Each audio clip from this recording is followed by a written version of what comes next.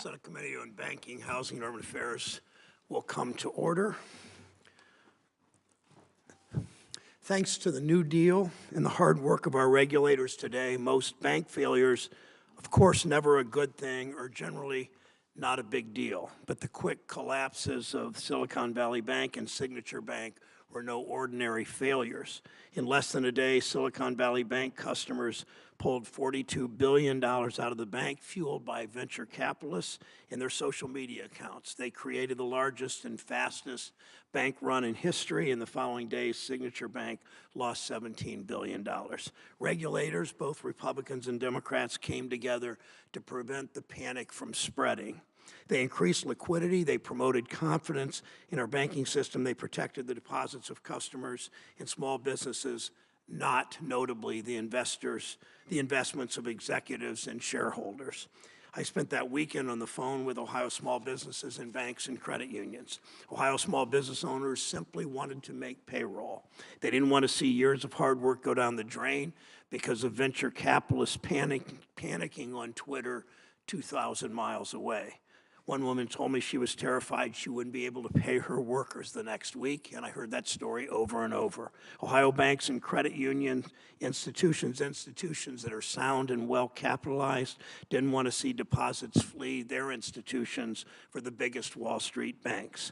For anyone who lived through the global financial crisis, it's impossible not to think of 2008. Once again, small businesses and workers feared they would pay the price for others' bad decisions. We're left with many questions and justified anger toward bank executives and boards, toward venture capitalists, toward federal and state bank regulators, toward policymakers. The scene of the crime does not start with the regulators before us. Instead, we must look inside the bank at the bank CEOs, at the Trump-era banking regulators who made it their mission, again, to give Wall Street everything it wanted. Monday morning quarterbacking aimed only at the actions of regulators this month is as convenient as it is misplaced, coming from those who never met a Wall Street wish list they didn't want to grant. Many who are the first to scold the regulators for their failures offer ready ears whenever bank CEOs line up at their offices complaining about out-of-control bank examiners. Remember some of those complaints at our hearing with Fed Chair Powell over the Fed merely reviewing capital just 3 days before Silicon Valley Bank failed? How soon we choose to forget. When we ask who should have known how the risks were building in these banks, we should start at the source, with the executives. Silicon Valley Bank almost quadrupled in size over 3 years. Signature Bank more than doubled in that time. The principles here aren't complicated. Banks should be prudently managed, should be mindful of the full scope of risks they face, should diversify across companies and products. The committee must consider how these banks exploded in size in a way that was clearly unsustainable. Some explanations will focus on complicated sounding concepts like balance sheets, balance risk, and moral hazard, and stress tests, and liquidity ratios. Really, though, it comes down to more basic concepts: hubris, entitlement, greed, and always, always, always with big paydays at the end for the executives at the top. The CEO's own pay was tied directly to the growth of SVB. At SVB, executive bonuses were pegged to return on equity, so they took more risk by buying assets with higher yields to make higher profits. When those investments started to lose money, they didn't back down. It won't surprise anyone that Silicon Valley Bank went nearly a year without a chief risk officer. Venture capitalists fueled the bank's growth by forcing the companies they invested in and advised to keep their money at Silicon Bank. And then those same VCs turned around and sparked the bank run by telling the companies to pull their money out, creating more chaos, more panic. Signature Bank found itself in the middle of Sam Bankman-Fried's crime spree at the crypto exchange FTX. The bank let him open multiple accounts. They ignored red flag after red flag. It's all just a variation of the same theme, the same root cause of most of our economic problems. Wealthy elites do anything to make a quick profit and pocket the rewards, and when their risky behavior leads to catastrophic failures, They turn to the government. They turn to the government asking for help, expecting workers and taxpayers to pay the price, and too often workers do.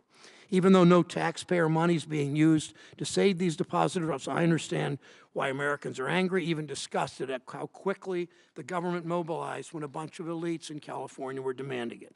People have a pretty good sense of whose problems get taken more seriously than others in this town. Of course, we have to prevent systemic threats to the economy, but corporate trade deals are a systemic threat to towns like I grew up in Mansfield, Ohio, and across the industrial Midwest. So is a Wall Street business model that rewards short-term profits over investments and innovation in workers. And those threats are not only tolerated, they've been actively pushed by the same crowd that this month clamored for the government to save them. Just as there are no atheists in foxholes, it appears that when there is a bank crash, there are no libertarians in the Silicon Valley. I hope that from now on, those who have no problem with government intervention to protect their own livelihoods will think a little bit harder about what their warped version of the free market has done to workers in Ohio. It may be tempting to look at all this and say, we don't need new rules. The problem was those arrogant executives. But there'll always be arrogant executives. That's exactly why we need strong rules and public servants with the courage and guts to stand up to bank lobbyists and enforce those rules. The officials sitting before us today know that their predecessors rolled back protections like capital and liquidity standards, stress tests, brokered deposit limits, and even basic supervision. They green-lighted those banks to grow and grow and grow, too big, too fast. There are important questions about deposit insurance we must consider, whether the current amount works for everyone, including small businesses whose real goal is to meet payroll. We expect bank executives to understand the basic principles of bank management, to know they can't grow a bank by over-concentrating business in specialized area, then pay themselves huge bonuses right up until things blow up. That's not being a trusted partner to your customers, it's taking advantage of them. These executives must answer for their bank's downfalls. I've called on the former CEOs of those banks, those failed banks, to testify. I thank Ranking Member Scott for joining us in that effort. But they must also face real consequences for their actions. Right now, none of the executives who ran these banks into the ground are barred from taking other banking jobs. None have had their compensation clawed back. None have paid any fines. Some executives have decamped to Hawaii. Others have already gone to work for other banks. Some simply wandered off into the sunset. It will surprise no one in Ohio that these bank executives face less accountability than a cashier who miscounts the cashier's box, the cash box. That's why I'll be introducing legislation to strengthen regulators' ability to impose fines and penalties, to claw back bonuses, to ban executives who cause bank failures from ever working in another bank. We need to look at bank regulators' ability to not only identify risks and problems at banks, but also be empowered to actually make the banks fix them. Today, my colleagues and I are asking GAO to follow up on a 2019 report where they highlighted communication failures and the extent to which senior bank management fully addressed identified deficiencies. I'm looking forward to hearing from our financial watchdogs today. We'll be watching them to make sure they assess the damage, hold accountable those responsible, fix what is broken. Last, I ask my colleagues to work together to make sure that our financial system is stronger after this crisis. Americans have watched the same pattern over and over and over again. A crisis occurs, some of us push for reforms. If we're lucky, we'll be able to seize the moment and actually pass some. But then the bank lobbyists go to work, and they are so good at their jobs. Politicians spend the ensuing years rolling back reforms right up until the next crisis. And that crisis happens because, you guessed it, we rolled back regulations in this body, enabling the regulators to roll them back even further. And we know who's the first to get help in any crisis. It's little wonder that workers in Ohio and around the country don't trust banks. They don't trust their own government. It's time we proved them wrong. Ignore the corporate lobbyists and put workers and their families first. Senator Scott. Thank you, Mr. Chairman. Today we are here to understand just how we found ourselves in the middle of the second and third largest bank failure in the United States history. Though our questions are nowhere near answered, this is an important first step in providing transparency and accountability necessary to the American taxpayer. I'd like to thank Mr. Chairman for taking the time and working with me to try to bring the bank CEOs into this hearing. I think it's incredibly important that we hear from the folks specifically and uniquely responsible for the failure of these banks, the folks who manage them. By all accounts, this is a classic tale of negligence, and it started with the banks themselves. Without any question, that's where the buck stops. So it is imperative that we hear straight from the horse's mouth, so to speak, to find out why these banks were so poorly managed and so poorly managed the risks. Unfortunately, the bank execs aren't the only managers we're missing. The Secretary of the Treasury and the Chairman of the Federal Reserve are also not here to testify. I don't mean to offend the witnesses that are here, but it is hard to believe that the Biden administration seriously is concerned about the failure that we're seeing when they themselves are shielding the top official at the Department of Treasury, the same official that briefed the president and invoked the system risk exception. Nor do we have Chairman Powell here. Instead, we have the Vice Chair of Supervision here to use the committee as a platform to talk about the wrongs under his supervision. As the Federal Reserve has already announced, he is conducting a review to assess any supervisory failures, which is an obvious inherent conflict of interest and a classic case of the fox guarding the henhouse. The Fed should focus on its mission and not the climate arena. This is a waste of time, attention, and manpower, all things that could have gone into bank supervision. Banks, like any other businesses, must manage their risk and be good stewards for their customers. But unlike other businesses, banks are highly regulated. Sometimes banks even have their regulators sitting in their banks and continually monitoring the risk and activities, as is the case with Silicon Valley Bank. For the last 2.5 weeks, the regulators have consistently described Silicon Valley as unique and highly idiosyncratic, meaning the warning signs should have been flashing red and SVB should have stood out as what it was, absolutely a problem child. Clear as a bell were the warning signs. In fact, reports indicate that these warning signs were already flashing. And on March 19th, the New York Times wrote that Silicon Valley's bank risky practices were on the Federal Reserve's radar for more than a year.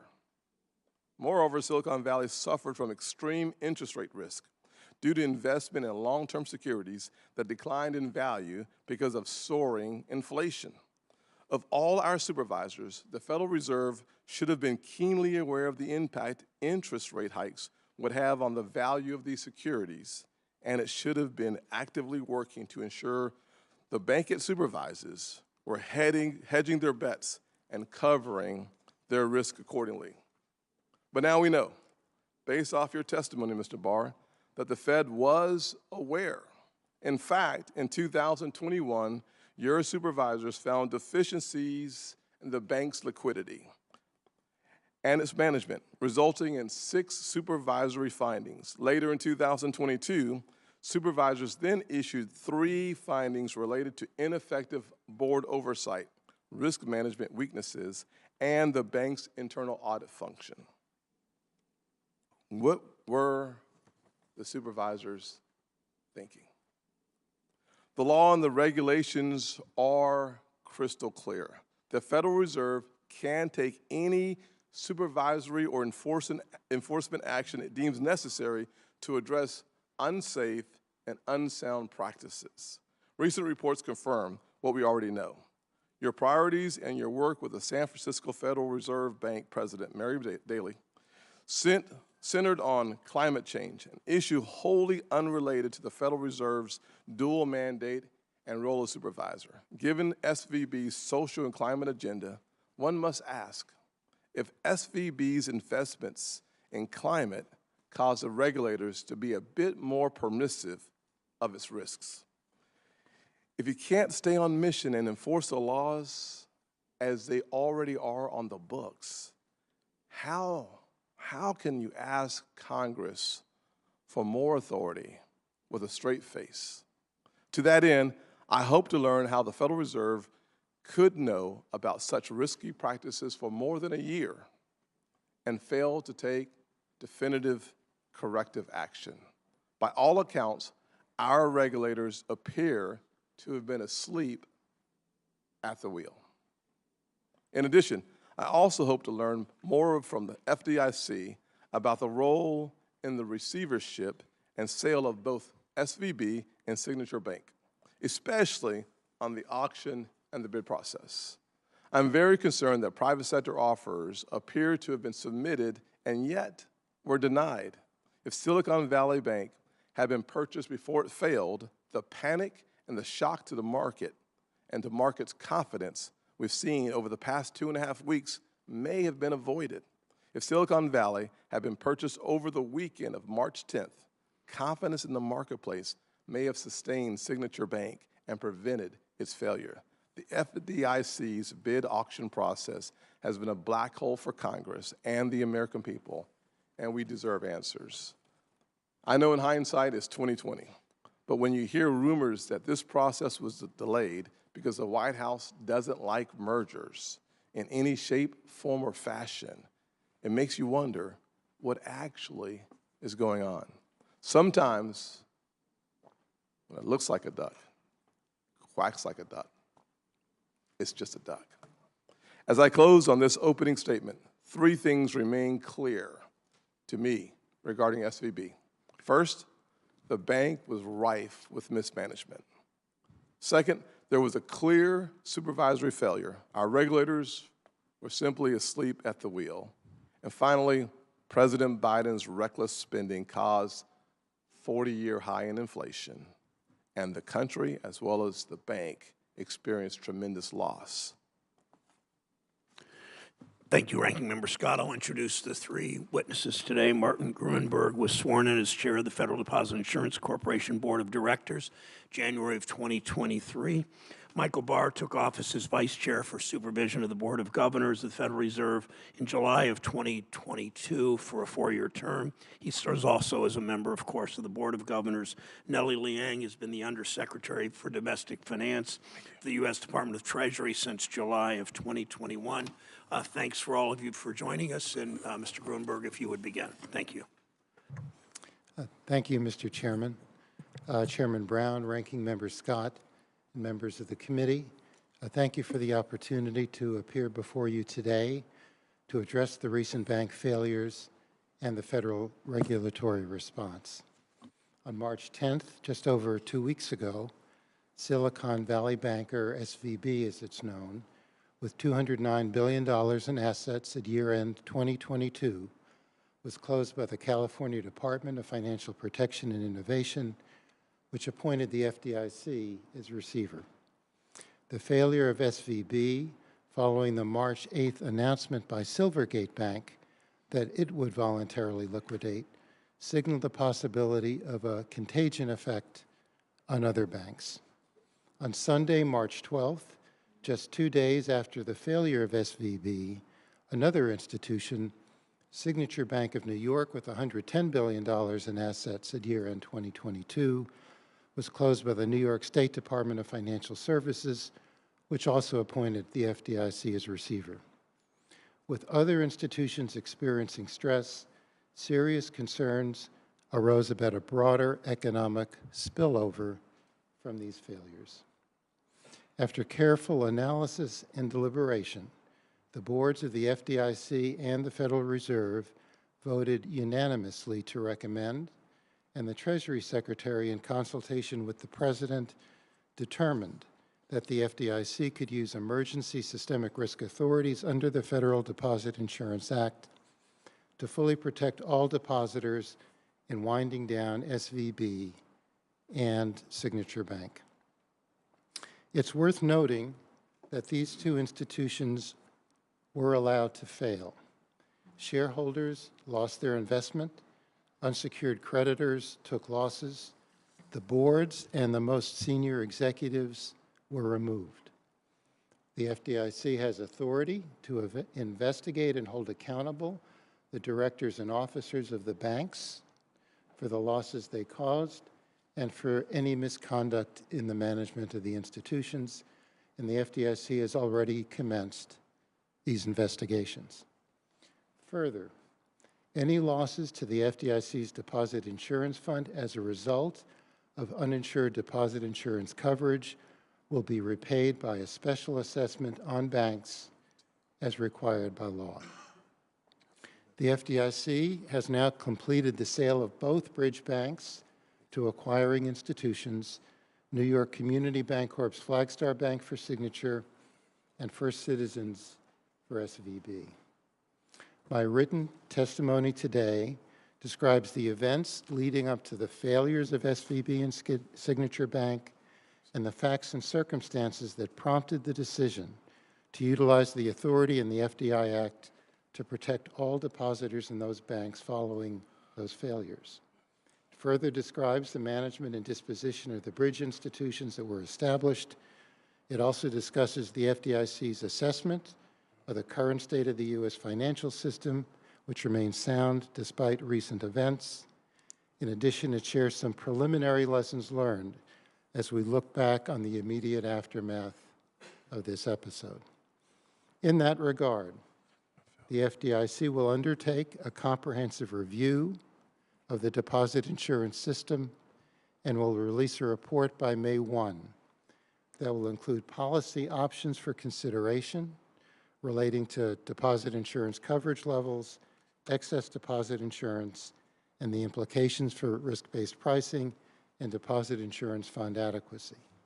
In addition, the FDIC's Chief Risk Officer will undertake a review of the FDIC supervision of Signature Bank and will also release a report by May 1. Further, the FDIC will issue in May a proposed rulemaking for the special assessment for public comment. The two bank failures demonstrate the implications that banks with assets over $100 billion can have for financial stability. The prudential regulation of these institutions merits serious attention, particularly for capital, liquidity, and interest rate risk. Resolution plan requirements for these institutions also merit review, including a long-term debt requirement to facilitate orderly resolution. Recent efforts to stabilize the banking system and stem potential contagion from the failures of FSB and Signature have ensured that depositors will continue to have access to their savings, that small businesses and other employers can continue to make payrolls, and that other banks, small, medium, and large, can continue to extend credit to borrowers and serve as a source of support. The FDIC continues to monitor developments and is prepared to use all of its authorities as needed. The FDIC is committed to working cooperatively with our counterparts at the other federal regulators, as well as with policymakers in the Congress, to better understand what brought these institutions to failure and what measures can be taken to prevent similar failures in the future. That concludes my statement, and I'd be glad to respond to questions. Thank you, Mr. Grunberg. Mr. Barr, you're recognized. Thank you. Chairman Brown, Ranking Member Scott, other members of the committee, thank you for the opportunity to testify today on the Federal Reserve's supervisory and regulatory oversight of Silicon Valley Bank. Our banking system is sound and resilient, with strong capital and liquidity. The Federal Reserve, working with the Treasury Department and FDIC, took decisive actions to protect the U.S. economy and to strengthen public confidence in the banking system. These actions demonstrate that we are committed to ensuring that all deposits are safe. We will continue to closely monitor conditions in the banking system and are prepared to use all of our tools for any size institution as needed to keep the system safe and sound. At the same time, the events of the last few weeks raise questions about what more can be done and what more should be done so that isolated banking problems do not undermine confidence in healthy banks and threaten the stability of the banking system as a whole. At the forefront of my mind is the importance of maintaining the strength and diversity of banks of all sizes that serve communities across the country.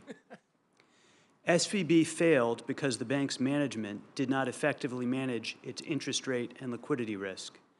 And the bank then suffered a devastating and unexpected run by its uninsured depositors in a period of less than 24 hours. Immediately following SVB's failure, Chair Powell and I agreed that I should oversee a review of the circumstances leading up to SVB's failure. In this review, we are looking at SVB's growth and management, our supervisory engagement with the bank, and regulatory requirements that applied to the bank. The picture that has emerged thus far shows SVB had inadequate risk management and internal controls that struggled to keep pace with the growth of the bank. Supervisors began delivering supervisory warnings near the end of 2021. Our review will consider whether these supervisory warnings were sufficient and whether supervisors had sufficient tools to escalate them. We are also focusing on whether the Federal Reserve's supervision was appropriate for the rapid growth and vulnerabilities of the bank. While the Federal Reserve's framework focuses on size threshold, size is not always a good proxy for risk, particularly when a bank has a non-traditional business model.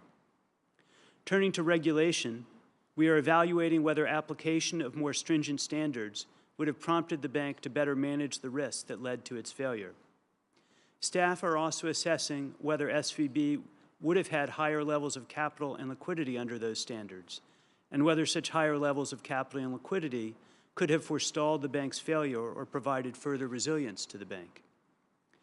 We need to move forward with our work to improve the resilience of the banking system, including the Basel III endgame reforms, a long-term debt requirement for large banks, and enhancements to stress testing with multiple scenarios so that it captures a wider range of risk and uncovers channels for contagion like those we saw in the recent series of events. We must also explore changes to our liquidity rules and other reforms to improve the resilience of the financial system. In addition, recent events have shown that we must evolve our understanding of banking in light of changing technology and emerging risk. Part of the Federal Reserve's core mission is to promote the safety and soundness of the banks we supervise, as well as the stability of the financial system, to help ensure that the system supports a healthy economy for U.S. households, businesses, and communities. Deeply interrogating SVB's failure and probing its broader implications is critical to our responsibility for upholding that mission. Thank you, and I look forward to your questions. Mr. Barr, Ms. Liang, nice to see you. Thank you for being here. Thank you. Chairman Brown, Ranking Member Scott, other members of the committee, thank you for inviting me here to testify and for the opportunity to speak several times in recent days to share updates from Treasury regarding current events. The American economy relies on a healthy and diverse banking system, one that includes large, small, and mid-sized banks and provides for the financial needs of families, businesses, and local communities. 4 o'clock this afternoon. Nearly 3 weeks ago, problems emerged at 2 banks with the potential for immediate and significant impacts on the broader banking system and the economy. The situation demanded a swift response. In the days that followed, the federal government took decisive actions to strengthen public confidence in the U.S. banking system and to protect the U.S. economy. On March 9th, depositors at Silicon Valley Bank withdrew $42 billion in deposits in a period of just a few hours. After concluding that significant deposit withdrawals would continue the next day, the California state regulator closed SVB and appointed the FDIC as receiver. 2 days later, the New York regulator closed Signature Bank, which also had experienced a depositor run, and appointed the FDIC as receiver. Treasury worked to assess the effects of these failures on the broader banking system, consulting regularly with the Federal Reserve and FDIC. On Sunday evening, recognizing the urgency of reducing uncertainty for Monday morning, Treasury, the Federal Reserve, and the FDIC announced a number of actions to stem uninsured depositor runs and to prevent significant disruptions to households and businesses. First, the boards of the FDIC and the Federal Reserve recommended unanimously and Secretary Yellen approved, after consulting with the President, 2 actions that would enable the FDIC to complete its resolutions of the 2 banks in a manner that fully protects all of their depositors. These actions ensured that businesses could continue to make payroll and the families could access their funds. Depositors were protected by the Deposit Insurance Fund. Equity holders and bondholders were not protected. Second, the Federal Reserve created the Bank Term Funding Program, a new facility to provide term funding to all insured depository institutions eligible for primary credit at the discount window, based on their holdings of Treasury and government agency securities. This program, along with the pre-existing discount window, has helped banks meet depositor demands and bolstered liquidity in the banking system. This 2-pronged targeted approach was necessary to reassure depositors at all banks and to protect the U.S. banking system and economy. These actions have helped to stabilize deposits throughout the country and provided depositors with confidence that their funds were safe. In addition to these actions, on March 16th, 11 banks deposited $30 billion into First Republic Bank. The actions of these large and mid-sized banks represent a vote of confidence in the banking system and demonstrate the importance of banks of all sizes working to keep our economy strong. Moreover, on March 20th, deposits in certain assets of Signature Bridge Bank were acquired from the FDIC, and on March 26th, the deposits in certain assets of Silicon Valley Bridge Bank were acquired from the FDIC. We continue to closely monitor developments across the banking and financial system and to coordinate with the federal and state regulators. As Secretary Yellen has said, we have used important tools to act quickly to prevent contagion, and they are tools we would use again to ensure that Americans' deposits are safe. Looking forward, while we do not yet have all the details about the failures of the 2 banks, we know that the recent developments are different from those of the global financial crisis.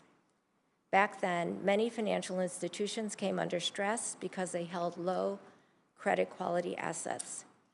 This was not at all the catalyst for recent events. Our financial system is significantly stronger than it was 15 years ago. This is in large part due to the post-crisis reforms for stronger capital and liquidity. As you know, the Federal Reserve announced a review of the failure of SVB and the FDIC a review of Signature Bank. I fully support these reviews and look forward to learning more in order to inform any regulatory and supervisory responses. We must ensure that our bank regulatory policies and supervision are appropriate for the risks and challenges that banks face today. Thank you to the committee for its leadership on these important issues and for inviting me here to testify. I look forward to your questions. Thank you, Ms. Nguyen. And almost every member of this committee will be here today on both sides of the aisle. Make your answers as brief and as quick as you possibly can. So thank you for that. In 2019, by votes of 4-1 and 5-1, now chair of the NEC, Leo Brainerd, the only dissenter in every one of those votes, the Fed rolled back stronger rules and was responsible for supervising Silicon Bank. Mr. Vice Chair Barr, did the Fed drop the ball because it didn't see the risk that was building? Thank you, Chairman Brown, for that question. Fundamentally, the bank failed because its management failed to appropriately address clear interest rate risk and clear liquidity risk. That interest rate risk and liquidity risk was highlighted by the supervisors of the firm beginning in November of 2021. The board the Federal Reserve Bank brought forward these problems to the bank, and they failed to address them in a timely way. That exposure led the firm to be highly vulnerable to a shock, and that shock came on the evening of Wednesday, March 8th, when it very belatedly attempted to adjust its liquidity position and reported losses on its available-for-sale securities. The market reaction to that was quite negative, and that eventually on Thursday sparked a depositor run. So some of their practices appear to have violated the basic principles of Banking 101, concentration risk, over-reliance on uninsured deposits, inadequate liquidity, poor risk management, the list goes on. How poorly managed was this bank? Supervisors had rated the bank at a very low rating. Normally, we would not be describing these matters, confidential matters, but given that the firm failed and triggered a systemic risk determination, I'm prepared to talk about that confidential information. That the firm was rated a 3 in the Campbell scale, which is not well managed. And at the holding company level, it was rated deficient, which is also clearly not well managed. Okay, thank you. Chair Gruenberg, I heard from many small businesses over that weekend who had money in SVB and were worried about making payroll in Ohio, making payroll as a result of the failure. I heard from Ohio small banks and credit unions worried about deposits leaving their institutions. I know that I'm not unique. Many of my colleagues from both sides of the aisle heard those same concerns in their state. Given the unprecedented scale of the bank run, what would have been the impact on small banks and small businesses across the nation if you and other regulators had not taken action to protect depositors at SVB and Signature Bank?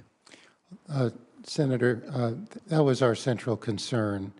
I think the evidence suggested from the sequential failures of first Silicon Valley and then Signature that there was a significant risk of contagion to other institutions. And in fact, over that weekend, we were seeing serious stress at other institutions. And I think that and the potential knock-on effects of that contagion is really what led the Federal Reserve Board and the FDIC Board unanimously to recommend to the Treasury Secretary. So you're saying the actions taken were the least bad option for small businesses and banks across the nation. If you hadn't acted that way, you think there would have been a contagion?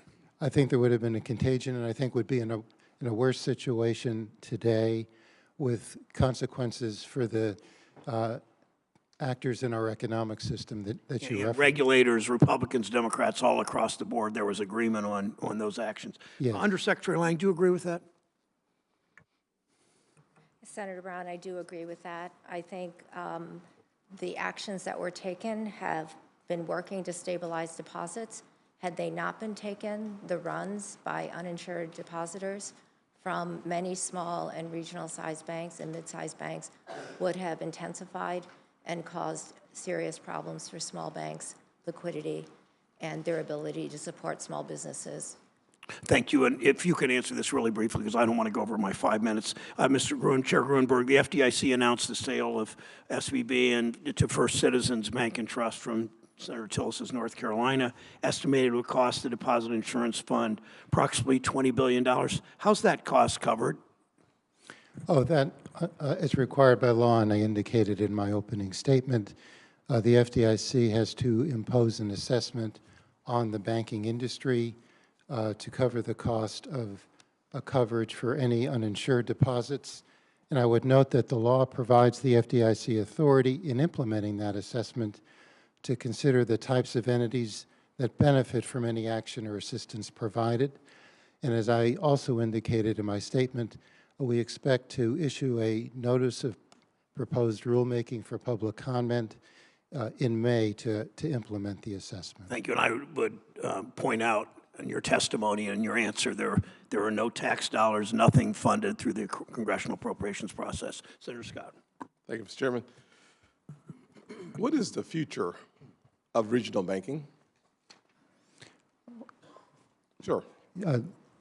I think we have a strong set of regional banks in the United States. I think it was, and as a general matter, their liquidity has remained stable through this episode. And I think it was a good indication, frankly, that in the two failed institutions, in both of those cases, the strongest bids we received to acquire those failed institutions were from two other regional banks that had the capability and strategic business interest to acquire them. So there are a lot of cautionary lessons to be learned from the senator. I completely agree with that. And we're going to need to carefully review this episode. But as a general proposition, I think the regional banks in the United States remain a source of strength for the system. I'd say I walked in on the chairman's comments about the actions that were taken the weekend of the March 9th and how important it was and the importance of making sure we get credit for doing something that actually I thought could have been avoided, frankly. I thought it could have been avoided if we had someone in the private sector make the decision to buy the bank, buy the assets. Had that been done on Friday, March the 10th, I think we could have literally eliminated the fiasco that we saw over the weekend. Were there folks interested in buying Silicon Valley Bank on Friday? Senator, just to be clear, before the bank failed on an open institution basis? After. Oh, after the failure on a closed basis? Yes. We had expressions of interest. I mean, remember, this was a very rushed process, if I may say. The bank failed on Friday morning. We had to, the other institution failed over the weekend. We had to set up 2 bridge institutions to manage those failed banks. To your point, though, we had expressions of interest. We quickly set up a bidding process that we ran on Sunday. We received 2 bids.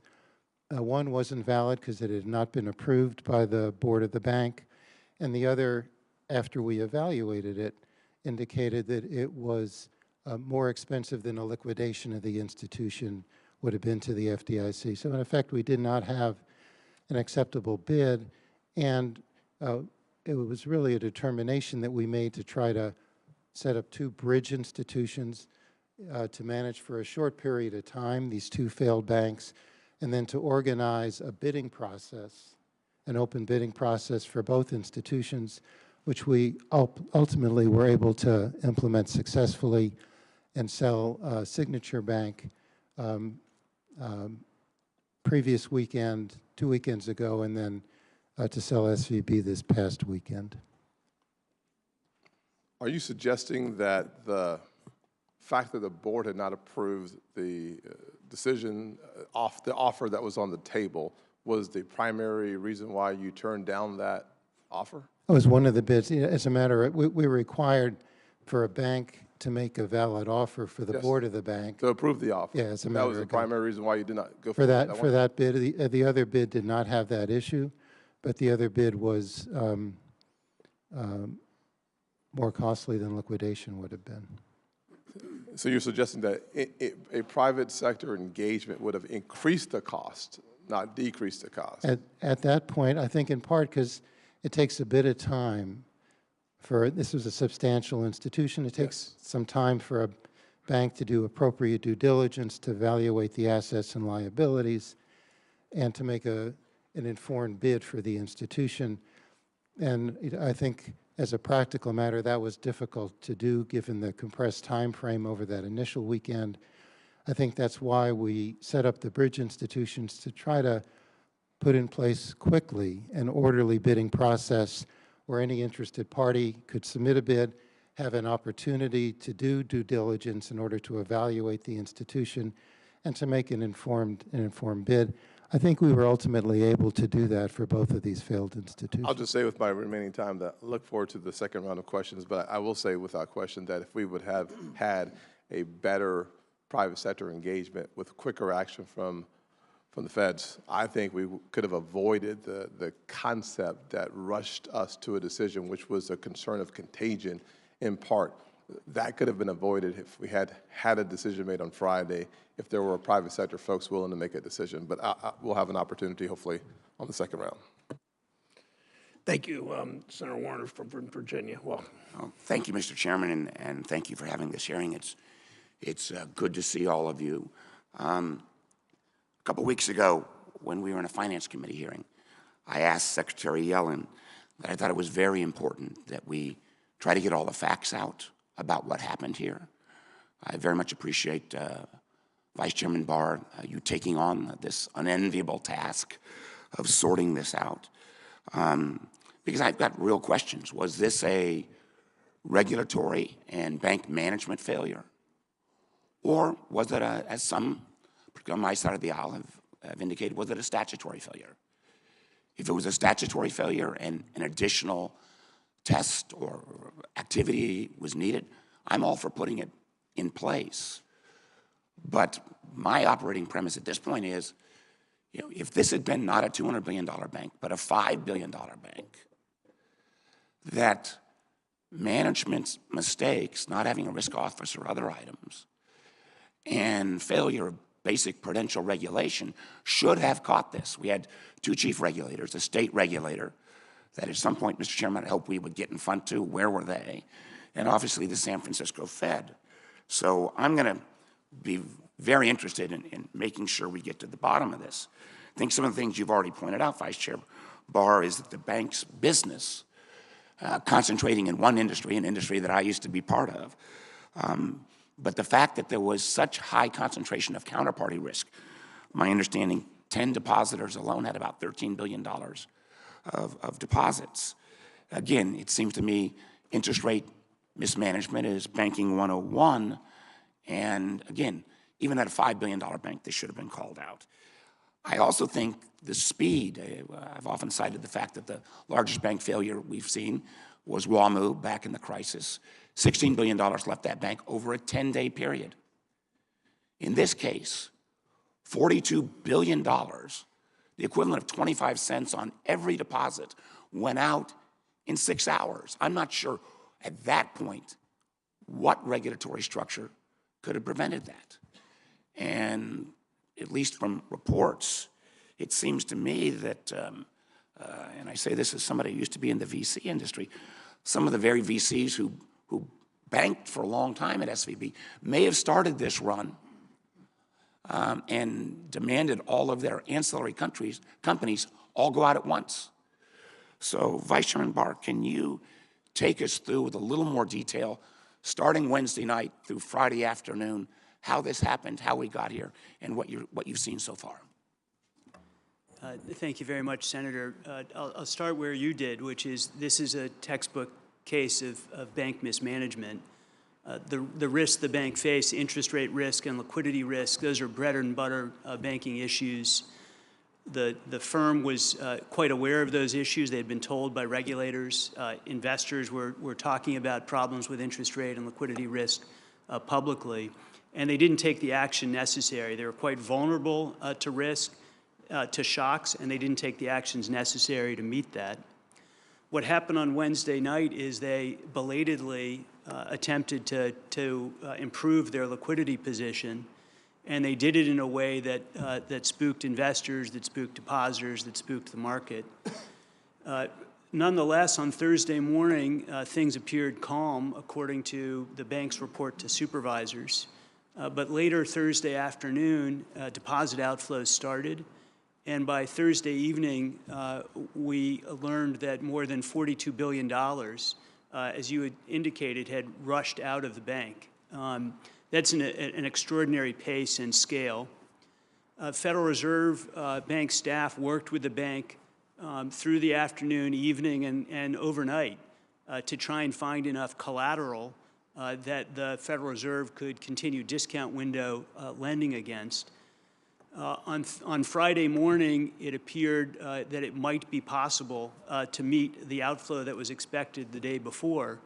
But that morning, the bank let us know that they expected the outflow to be vastly larger based on client requests and what was in the queue. A total of $100 billion was scheduled to go out the door that day. The bank did not have enough collateral to meet that. And therefore, they were not able to actually meet their obligations to pay their depositors over the course of that day, and they were shut down. Senator Crapo is recognized from Idaho. Thank you very much, Mr. Chairman. In your testimony, Mr. Barr, you indicated that you were going to be, in one of the aspects of what you're working on, you're going to be looking at whether more stringent standards are needed. And I want to follow up on Senator Warner's questions relating to this argument that has been put out there, I think, as a part of the blame-shifting game, and there's a lot of that going on right now, that it was a statutory failure. that brings us to the 2018 reforms, Senate Bill 2155. And I just want to read to you a couple of sentences out of Senate Bill 2155 with regard to the question of whether that legislation prohibited our federal regulators, and particularly the Fed, from doing anything they needed to do with regard to applying the appropriate strict standards. And to start out with, I will read what Senate Bill 2155 did was to stop a one-size-fits-all system and mandate, by changing the word may to shall, mandate that the Federal Reserve tailor its regulations to the risk and so forth. I want to read the language. It mandates that the Federal Reserve differentiate, as it tailors, differentiate among companies on an individual basis or by category, taking into consideration their capital structure, riskiness, complexity, financial activities, including financial activities of their subsidiaries, size, and any other risk-related factors that the Board of Governors deems appropriate. And then at the conclusion of the statute, of that section of the statute, it makes it crystal clear, and this is the statutory language: nothing in subsection A shall be construed to limit the authority of the Board of Governors of the Federal Reserve System in prescribing prudential standards under this section, or any other law, to tailor or differentiate among companies on an individual basis or by category, taking into consideration their capital structure, riskiness, complexity, financial activities, including financial activities of their subsidiaries, size, and any other risk-related factors that the Board of Governors deems appropriate. And I could go on with multiple times that language was repeated. My question to you is, was there any statutory restriction faced by the Federal Board of Reserves as it issued its regulations on tailoring that would have prohibited them from applying the strictest standards they could to address the prudential needs of our banking system? Thank you, Senator Crapo. I agree with you. There was substantial discretion under that act for the Federal Reserve to put in place tailoring rules that were different from the tailoring rules that it put in place in 2019. I think there is still to this day a substantial discretion in changing those by notice and comment rulemaking. That's one of the areas that we'll be looking at in our review, whether there should be appropriate changes. There are some areas for, particularly for smaller firms, firms between 50 and 100 billion, where the act is more prescriptive. But for the firms of the category that we're addressing today, there's substantial discretion for the Federal Reserve to change those rules in a way that is supportive of safety and soundness and financial stability. Thank you, and I appreciate your answer. You said recently that the bank failed, referring to SVB, as the public began to focus on changes in values of securities in the bank's held-to-maturity account. That's correct, right? My question to you there is, did the standards on that risk that are used for supervision, were those changed at all in Senate Bill 2155 in 2018? The standards for capital rules are determined by the bank agencies. The bank agencies made a decision to, for smaller categories of these large banks, to not require the pass-through of AOCI into the capital structure. But that was a decision that is available to be altered by the discretion of the bank agencies. And was not mandated by 2155? No, it was not mandated by 2155. Last question is, under the current standards that are applied with regard to capital, was SVB adequately capitalized? Prior to its failure, it was categorized under current capital rules as well capitalized. All right, thank you very much. Thanks, Senator Crapo. Senator Cortez Masto from Nevada is recognized. Thank you, Mr. Chair. Thank you, all three of you, for being here. Vice Chairman Barr, let me start with you. You've talked about how the Federal Reserve is undergoing an investigation to determine whether the Federal Reserve actually failed in this instance. Is the Federal Reserve the appropriate body to conduct this investigation, or should we have an independent investigation? Thank you, Senator. It's a terrific question. We describe what we're doing as a review. we're reviewing our own practices. I think it's an important part of risk management to do self-assessment. I think it would be irresponsible and imprudent of us not to do self-assessment. We're going to take that very seriously. We're going to be thorough. We're going to be transparent. And we're going to be far-reaching in that self-assessment. I also think it's appropriate for outsiders to have independent reviews. And we expect and welcome independent reviews of our actions. And if you uncover in your investigation that the Federal Reserve failed here in some of its supervisory roles, will you make that public? Yes, we intend to make our report fully public on May 1st. And that report will include, normally it's not our practice to include, but that report will include confidential supervisory information such as the exam reports. And in the scope of your review, you identify the scope of that review in your written testimony. Is there anything in addition that's not in your written testimony that you will be reviewing here in that scope? Thank you, Senator. I've asked the staff to be far-reaching. So if they determine that an issue should be in scope, they have full discretion to put that issue in scope and to address it in the review. So there are no limitations on their ability to review how the Federal Reserve conducted its supervision and the regulatory oversight of the firm. Thank you. And then one final thing, because there's been a lot of discussion about the previous rollback of some of the regulation in votes in this body just recently. If you find that that change in the law impacted the Federal Reserve's ability to conduct the appropriate tests based on the tiering of the bank's assets, would you be forthcoming with that and say so? Yes, we intend to describe where we think supervisory and regulatory failings occurred.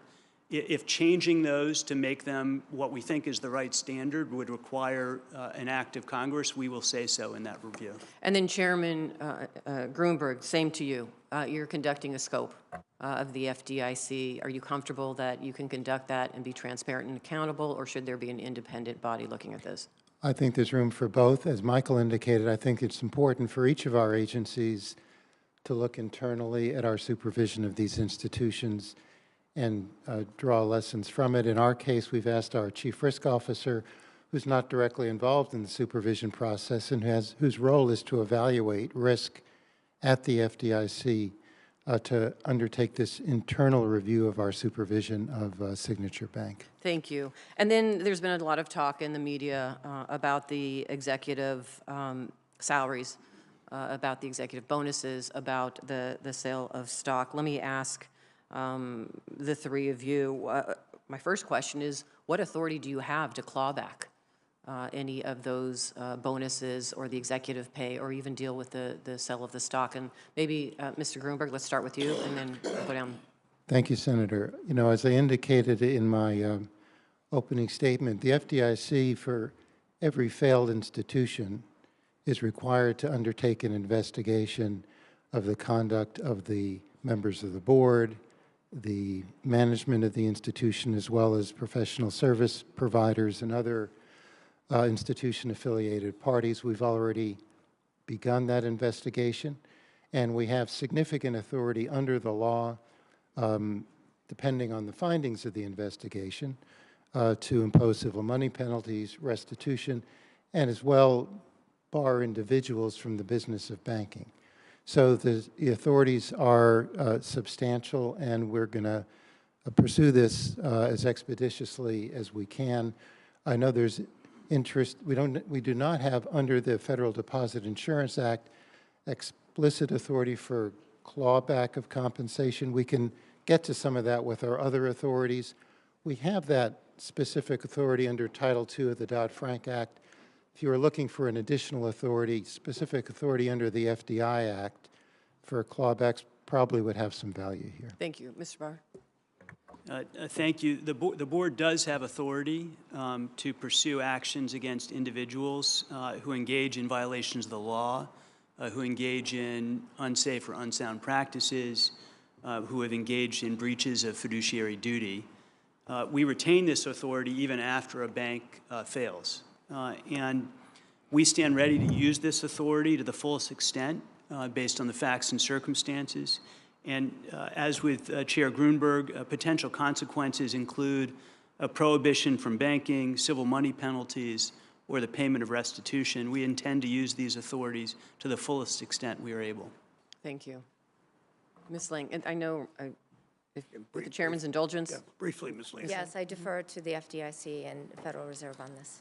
Thank you, Mr. Chairman. That was brief. Thank you, Madam Undersecretary. Senator Rounds of South Dakota is recognized. Thank you, Mr. Chairman. First of all, thank you to all of you for appearing before our committee today.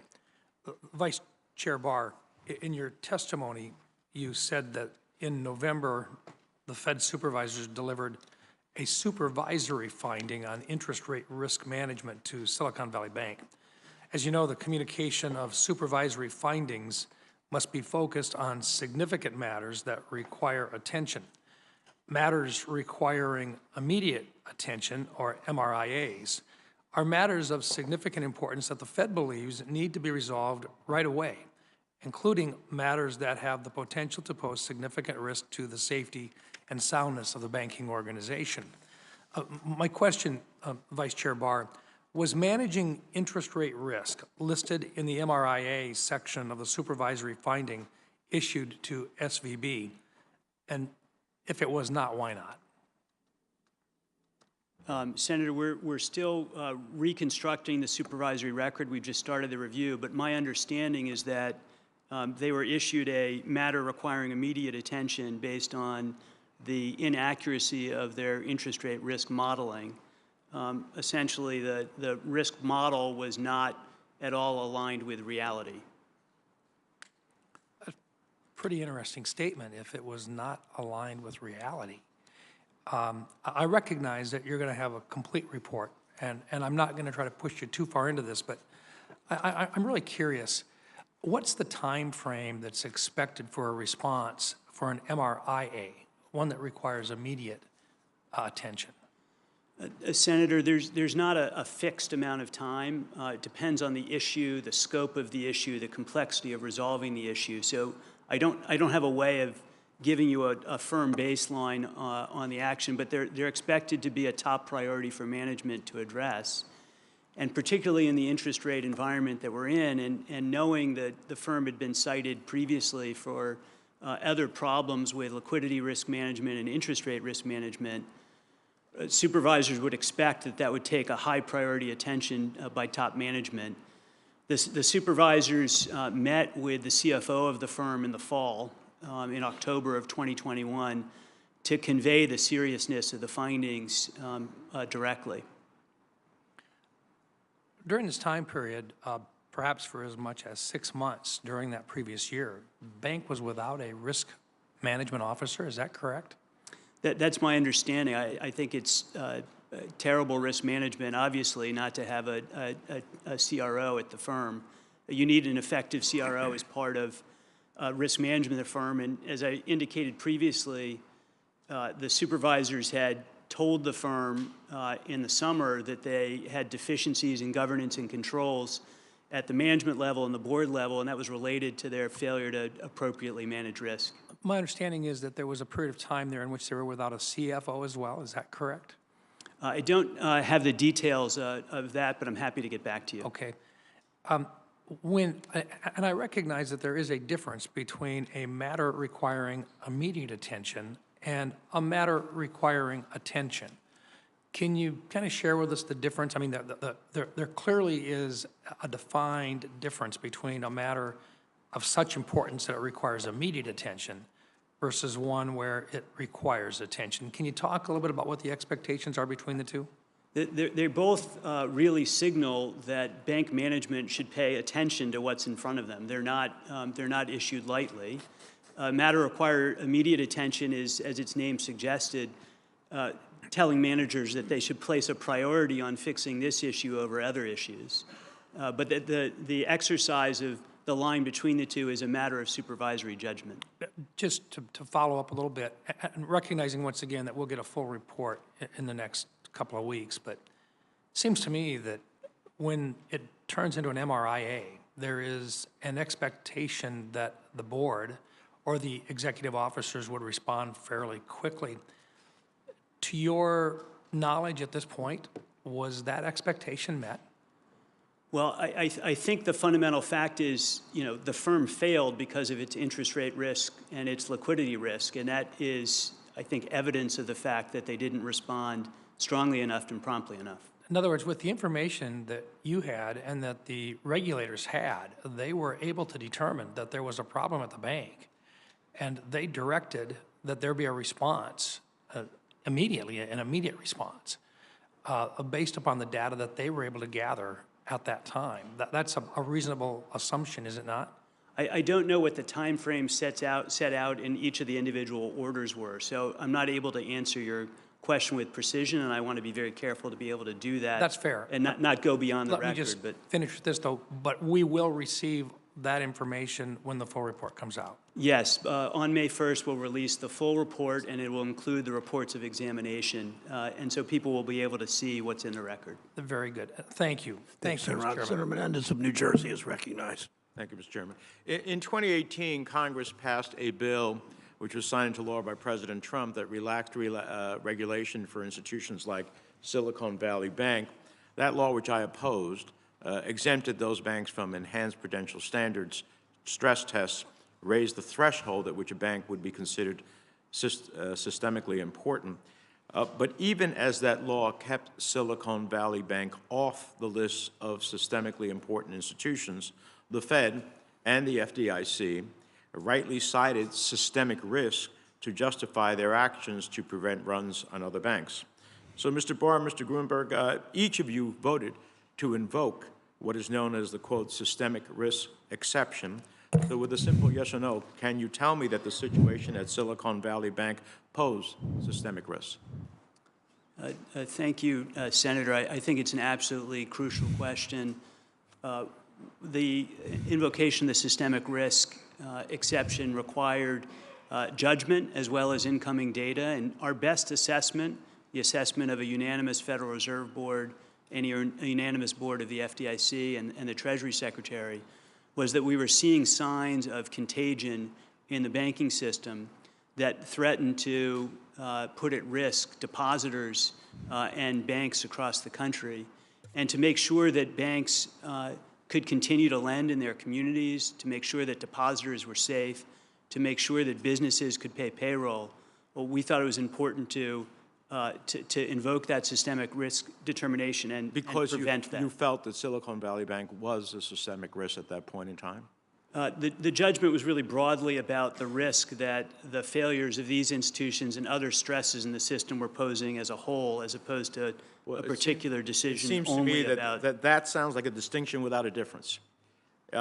If any single bank's failure can cause contagion that threatens the system, then it seems that the bank should be considered systemically important. And so we need, you all need to have an obligation to be clear with us and with the American people when you took extraordinary steps to protect uninsured depositors that could very well lead to increased fees charged to banks and ultimately to consumers. So I think we need to be clear about what is a systemic risk. And so I'm looking forward to a more crystallized version of that. I was here in 2008. I don't want to live through it again. Do you agree with President Biden's statement 2 weeks ago that Congress should strengthen rules for banks to make it less likely that we will see another failure similar to that of Silicon Valley Bank? Thank you, Senator. I think it's important for us to strengthen capital and liquidity rules. We're working on strengthening them as part of our Basel III reforms and our holistic review of capital, and I think we need to move forward with that. And as both Chair Gruenberg and I suggested, with a long-term debt requirement that would provide an additional cushion in addition to capital for large institutions. That work will need to go through notice and comment rulemaking. There will be transition periods for it, but I think that is really important work for us to do, and I'm committed to doing it. Well, let me ask you, Mr. Barr, this morning I, along with Senator Rounds and other members of this committee, sent a letter to Chairman Powell asking him to explain whether the Feds had applied enhanced supervision or prudential standards to Silicon Valley Bank or any similar sized bank using the Fed's existing authority. We've also learned from public reporting that Fed supervisors began flagging problems as a SVB as far back as 2021. Now, I understand we have a lot more to learn about the facts of what transpired, both at the bank with any management failures, but I expect that we're going to see that all factored in as part of a review. So as you begin that review, let me ask you, do you agree with Chairman Powell's statement last week that from what we know, it is, quote, clear that we do need to strengthen supervision and regulation? Yes, I absolutely agree with that statement. Thank you for that. Now, lastly, what I would love to know, Mr. Greenberg, about as we think about should we raise the federal deposit insurance, what percentage of account holders does that account for, how much is private versus business, and what are the costs that are associated with it. So I'll just put that out there for you to submit an answer to the record, because it will take more time than what I have. But the last point I want to make is we have seen a flight from regional and community banks to quote-unquote too big to fail banks. And a concentration of deposits at a select few institutions also brings about its own risks to the financial system. At the end of the day, it seems that we are incentivizing entities to go to too big to fail banks. It only makes it even more consequential in terms of too big to fail. Is that what we want to ultimately achieve in this process? Senator, I think that the goal of the actions that we took are to make sure that we have a thriving and diverse system of banking in the United States, including community banks and regional banks that are the lifeblood of many communities all across the country. Thank you. Senator. Senator Kennedy, Louisiana is recognized. Thank you, Mr. Chairman. Thank you all for being here today. Chairman Barr, we, the Federal Reserve, rather, stress tested 34 banks in 2022. Is that correct? Senator, I don't have the exact number in front of me, but that well, sounds, I have your report. that I have sounds your correct. report. It says 34. And the cutoff was $100 billion. Is that right? Yes. Okay. You didn't stress test Silicon Valley Bank, did you? No, under the Federal Reserve Board's rules that were put in place for transition into the stress testing, it takes a while for a firm to be considered above the threshold. Yeah. They need to have a rolling four-quarter average. Did you stress test Silicon Valley Bank in 2022? No. Okay. Silicon Valley Bank had $100 billion, more than $100 billion in assets at the end of 2021, did it not?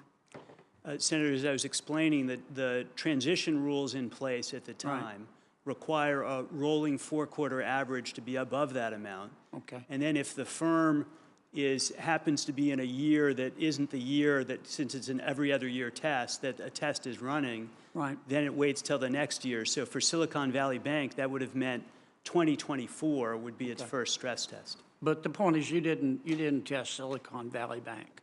We did not apply a stress test to Silicon Valley Bank. It was, of course, using its own stress test. Did you have the authority to do it? Under our existing regulations, no. We would have to change our regulations to have that authority. Under the Congress's amendment to Dodd-Frank, Senator Crapo talked about it, 2155. Section 252.3, isn't it a fact that we gave the Federal Reserve the authority to stress test Silicon Valley Bank? Under that legislation, the Federal Reserve could have put in place a rule defining the word periodic but you in a different way than was done. Right, but you didn't, did you? The Federal Reserve did not do that. Okay. If you had stress tests, well, let me put it this way. If you had stress tested Silicon Valley Bank in 2022, it wouldn't have made any difference, would it? I don't know the answer to that question. Well, you didn't test for Silicon Valley Bank's problem. I've read your report. Your stress test, you stress tested these 34 banks for falling GDP, spike in unemployment, and defaults in commercial real estate. Isn't that correct? Yes, in a typical adverse scenario for banks, we're testing falling interest rate But that environments. wasn't our and problem in 2022. I completely And agree with it's you. not our problem today. The problem is inflation, high interest rate, and loss of value in government bonds, isn't it? I completely agree with you. So you stress tested in 2022 for the wrong thing. The stress test is not the primary way that the Federal Reserve or other regulators test for interest rate risk. But you stress tested for the wrong thing. As I said, Senator, I agree with you that it would be useful to test for higher rising interest rates. That's why in our alternative scenario, multiple scenario that we put in place for this year's stress test, we do that. These decisions were made before I arrived, but I agree with you that it would But be it's better like to somebody do that. going in for a test for COVID and getting a test for cholera, isn't it? I don't know enough about either of those tests to know. Yeah. Well, they're different. So all this business about, well, the amendment to Dodd-Frank kept them from stress testing. The way I see it, you chose not to stress test, and if you had stress test Silicon Valley Bank, you wouldn't have caught the problem. As I said, Senator, I agree with you that the statute requires periodic stress testing. The Federal Reserve made a decision about how to implement that in 2019. Right. That resulted in SVB not being tested planned to be tested until 2024. Well, but as I said, the stress test requirements. You knew from I'm sorry to cut you off, but the chairman's going to cut me off in a second. But you knew, the Federal Reserve knew well in advance that Silicon Valley Bank had a problem with holding too much of its money in interest rate sensitive long government bonds, didn't you? I think the investing public and the Federal Reserve, which cited it for interest rate risk problems, knew that it had interest rate risk. I think The Federal nobody Reserve didn't do anticipated anything a bank about failure. it, did it? I'm sorry, I couldn't hear The you. Federal Reserve didn't do anything about it, did it? I disagree with that, Senator, respectfully. The Federal Reserve did cite these problems to the bank and require them to take action. Bank management failed to act on those You didn't follow up, citations. did you? Senator's time has expired. I think that I sit here and watch Mr. Barr reluctant to criticize some of the moves of his predecessors at the Federal Reserve. I'll leave it at that. Senator Smith from Minnesota is recognized. Thank you, Mr. Chair, and thanks to our folks for being here today. Really very much appreciate it. So I want to just start by reiterating what I know some of my colleagues have said, which was that as these two banks collapsed, I heard you say very clearly, Vice Chair Barr, the Silicon Valley Bank in particular collapsed because of, what looks like gross mismanagement and failure to manage even the most basic of risks, liquidity and interest rate risks. The Biden administration and regulators took strong and decisive action to protect people and to keep our banking system safe and secure. And the reality is that that action that you took was necessary, but it was also extraordinary. Extraordinary actions were called for in the moment. And you, of course, don't want to have to use extraordinary actions. You want to be able to rely on banks to make good decisions and to protect their shareholders and to protect their depositors. But let me just clarify one thing before I want to follow up a little bit on Senator Kennedy's questions. The Fed, under the previous Vice Chair of Supervision, put into place rules that I think there's a question about whether those rules, I think even in the moment, you were critical of those rules. Is that right? Yes, that's correct. And so your review will take a look at what would have happened if those rules hadn't been in place, and then you can make decisions about what new rules need to be in place to protect from this kind of extraordinary situation that we saw with these two banks. Is that correct? Yes, that's correct, Senator. So I think that's just important for us all to understand here as we think about what has happened. The Silicon Valley Bank's failure was the result, it appears, of management failures at many levels, all coming together at the worst possible time. And I'm particularly struck by the bank's failure to manage interest rate risk. You and I talked about this last week, which is basic bank management. It's not rocket science to manage interest rate risks. And, you know, interest rates, were near zero for more than a decade, and a lot of business models, it appears, including Silicon Valley Bank's business model, was predicated on basically free money.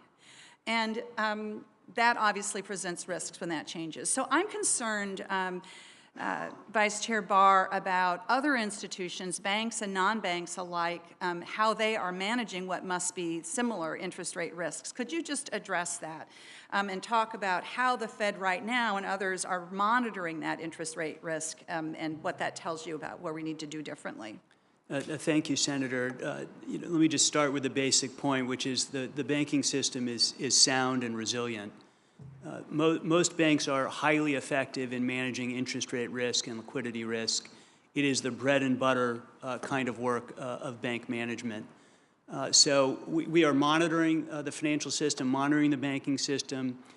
We're looking at interest rate risk and liquidity risk across the banking system to assess that. Where banks need to do better at interest rate risk and liquidity risk management, we're pointing that out. But I think the fundamental point is the banking system is sound and resilient. I might have mentioned to you when we spoke that I had a chance to meet with a group of Minnesota bankers, including Minnesota has more community bankers, I think, per capita than any state in the country, and they were eager to point out to me that their business models are very different from the business models of highly risky enterprises like Silicon Valley Bank. And so I appreciate you raising that. In fact, I've been getting texts from some of my bankers today watching this hearing and wanting to point out that difference. Mr. Barr, can you talk about the risks of interest rate, sort of this interest rate risk, as it might affect non-banking institutions, as, for example, mortgage loan companies? Thank you. First, let me just say, as you indicated, I hear from community bankers as well, and I know many other senators have in your home states, the vibrancy and the health of that community banking sector, and we see that too. We are obviously looking at interest rate risk as it affects not only banks but also the non-bank sector.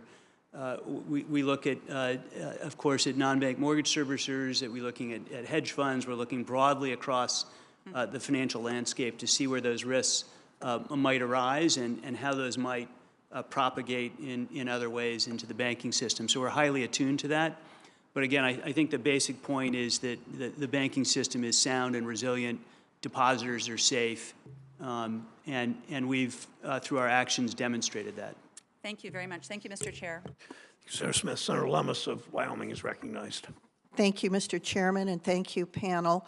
I want to follow up a little bit on Senator Kennedy's line of questioning. As I read Statute 5365, Section C, risks to financial stability, safety, and soundness, the Board of Governors may order or rule, the Board of Governors may, by order or rule promulgated pursuant to Section 553, apply any prudential standard established under this section to any bank holding company with consolidated assets equal to or greater than $100 billion. So that was Silicon Valley Bank. Then you've got Statute 2155, that when it was changed from may to shall, made mandatory a new duty on the Federal Reserve to take into account higher risk profiles presented by certain banks and to strengthen supervision of those banks. So you look at Silicon Valley Bank. They had a number of activities with above average risk profiles. Their concentration of deposits, the quantity of uninsured deposits, 94% uninsured deposits. Then you look at Federal Reserve Authority under Regulation YY to impose additional risk-based or leverage capital or liquidity requirements or other requirements the board deems necessary to carry out the purposes of Dodd-Frank. I look at all this and I think that among all these statutes and regulations, the Fed had plenty of authority to prevent Silicon Valley Bank and the problems it encountered, and was aware pretty early on that there were unique problems there, and that it was a very, very unique financial institution because of its risk profile, but didn't do it. As I look at what authority you've been given, I can't think of another additional rule or regulation or law that you needed. Tell me whether you agree with that or not. Senator, I agree that the Federal Reserve has substantial discretion to alter through notice and comment rulemaking the rules that were put in place in 2019 with respect to firms over $100 billion. There are some areas that the statute would provide some limitation to, but there is substantial discretion for the Federal Reserve to change its rules for firms in the $100 to $250 billion range. Change its rules. What would it have to do? We would have to go through a notice and comment rulemaking process. Oh, I don't mean the procedure for changing a rule. I mean, what changes would you make to the rule? Senator, we haven't made a definitive conclusion on that. We're undertaking this review of SBV's failure in order to better assess whether it would be appropriate to change capital rules and liquidity rules for this size firm, for firms more generally. We're looking at that right now. Is fractional reserve banking overly risky in this age of online banking? Senator, let me just say, repeat what I said before, which is that overall the safety and soundness of the banking system is strong. Banks are safe and sound. Depositors should feel assured that their deposits are safe. Well, here's the problem, though. As I see it, the way that these banks have been managed, Wyoming's community banks may end up paying for this through higher assessments from the FDIC. Am I correct, Mr. Grunberg? Well, as I indicated, Senator, in regard to these two institutions, any cost to the Deposit Insurance Fund from covering uninsured deposits is required by law to be recovered through an assessment on the banking industry. Exactly. If I make just one additional point, the law does give the FDIC authority in implementing that assessment to consider the types of entities that benefit from any action taken or assistance provided. So are you saying that you're able to exempt Wyoming's community banks from paying for this? I'm suggesting we have some discretion there, and we're going to consider that issue carefully. Will you exempt community banks from having to pay for this? That's a judgment our board is going to have to make. And as I indicated, we anticipate going out for notice and comment public rulemaking in May to implement the assessment. And as I indicated, we have discretion here under the law. Do you have to go through APA rulemaking to assess? That's the law. That's a legal requirement. Thank you, Mr. Chairman. Thank you, Senator Lummis. Senator Warren of Massachusetts is recognized. Thank you, Mr. Chairman. So we just experienced the second and third largest bank failures in American history. Executives at SVB and Signature took wild risks and must be held accountable for exploding their banks. And I'll soon introduce a bipartisan bill to do exactly that. But let's be clear, these collapses also represent a massive failure in supervision over our nation's banks. So coming out of the 2008 crisis, Congress put tough banking rules in place. Now, big banks hated them, and their CEOs lobbied hard to weaken those rules. Ultimately, Congress signed off, and then it got bad, really bad. Regulators burned down dozens of safeguards that were meant to stop banks from making risky bets. Now, the three of you here today represent the U.S. Treasury and two of our top banking regulators. I'd like to know if you believe that we need to strengthen our banking rules going forward to ensure the safety of our financial system. Vice Chair Barr, let me start with you. Do you believe we should strengthen our financial rules going forward? Yes, I do, Senator. Thank you. President Biden agrees with you as well. 2 weeks ago, he stated that we must, quote, strengthen the rules for banks to make it less likely that this kind of bank failure would happen again. Chairman Gruenberg, what about you? Do you agree with President Biden that we need to strengthen our banking rules? I do agree, Senator. Good. And now, Under Secretary Liang, do you agree with the president on this? Senator, I agree that we do need to prevent these types of bank failures. Well, I'm asking you, of course we need to prevent them, supervision but and that's not by simply wishing it. It's by stronger regulation, is that right? I agree, Senator. Okay, good. Now, we need better laws here in Congress, but let's also talk about how we can strengthen the rules today, even before Congress acts.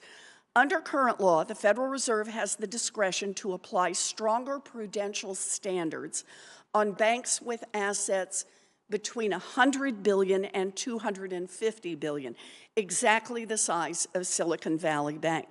That authority is not being used right now. Vice Chair Barr, will you use your authority to strengthen rules for the largest banks in this country, as you use your authority to strengthen the rules for the largest banks in this country? Will you be reaching banks with assets of at least $100 billion? Senator, we, of course, would need to go through a notice and comment rulemaking I understand. In this process, but I anticipate the need to strengthen capital and liquidity standards for firms over $100 billion. Okay, so this is the area we're looking at. We're going to push down further in terms of the greater scrutiny. Chairman Gruenberg, let me turn to you. Once the Fed began torching rule after rule in 2018 for big banks, the FDIC, under your predecessor, joined in on the fun and also started weakening FDIC rules across the board. Capital and liquidity requirements, stress tests, you name it. In fact, your predecessor explicitly told these banks that if FDIC bank examiners were asking too many questions, that they should, quote, let us know, end quote. Now, there's a banking regulator who makes it clear that she is there to serve the big banks instead of the American public. Chairman Gruenberg, will you commit to using your authority to undo the rollbacks that your predecessor initiated and to strengthen the rules and supervision for banks with greater than $100 billion in assets? Senators, I think you know I was a member of the board at that time and voted against those measures. And I certainly think it's appropriate for us to go back and review those actions in light of the recent episode and consider what changes should be made. Well, I have to say, review sounds a little wishy here. You didn't think they were good rules to begin with. My views haven't changed, Senator. All right, so you still think they were a bad idea? I do. Got it. You know, each of you at this table has authority that you could exercise right now to strengthen rules for big banks and to ensure that our banking system and our economy are safer. I urge you to use that authority, and I urge my colleagues here in Congress to do our part to protect American families and small businesses from yet another banking crisis. Thank you. Thank you, Mr. Chairman. Thank you, Senator. Senator Haggerty from Tennessee is recognized. Thank you, Mr. Chairman. If you would allow me just a moment to speak to the tragedy that occurred at the Covenant School in Nashville, Tennessee yesterday. A depraved person, a sick person, executed a tragic act and yielded a terrible result. And my entire community is mourning. We're mourning for the families, for the victims, for everybody concerned. I also want to acknowledge the bravery of the Nashville Police Department. They stepped into harm's way and within 14 minutes brought the situation under control. Tremendous bravery at a time when it's called for, and I want to acknowledge their sacrifices. Now let's turn to the matter at hand. And I know that politics in Washington always seizes upon any crisis as an opportunity to achieve whatever regulatory or legislative opportunity or goal that may be in front of them. But I'd like to talk about managerial execution here. Specifically, I'd like to start with you, Chairman Gruenberg. I'd like to talk through a series of events that followed SVB's failure 2 weeks ago. As you know, Silicon Valley Bank was taken into receivership on a Friday morning. That gave the FDIC 3 days to find a buyer before markets opened on Sunday night. You had tremendous resources at your disposal. 18 years of experience on the FDIC board yourself. Detailed resolution plans. Over 5,000 employees and interest from a number of banks to bid, including at least one formal offer, as I understand it. Instead of successfully executing this process, however, the FDIC used the systemic risk exemption to guarantee all deposits at SVB, creating tremendous uncertainty across our economy. And now, 2 weeks later, the FDIC has announced the sale of less than half the failed bank's assets at a loss of $16.5 billion. So my first question, in the joint statement released on March 12th, you said, quote, no losses associated with the resolution of Silicon Valley Bank will be borne by the taxpayer. Is that still your position? Senator, yes, as you know. Well, the problem is, with 2 partial sales completed and over $22 billion in losses already accrued, that position just doesn't square with reality. These losses are borne by the Deposit Insurance Fund. That fund is going to be replenished by banks across the nation that had nothing to do with the mismanagement at Silicon Valley Bank or the failure of supervision here. In fact, that's going to be addressed by a special assessment to those banks. And as we all know, these banks will have to pass these costs along. Last time I checked, those costs that get passed along to the consumer, those consumers are American taxpayers.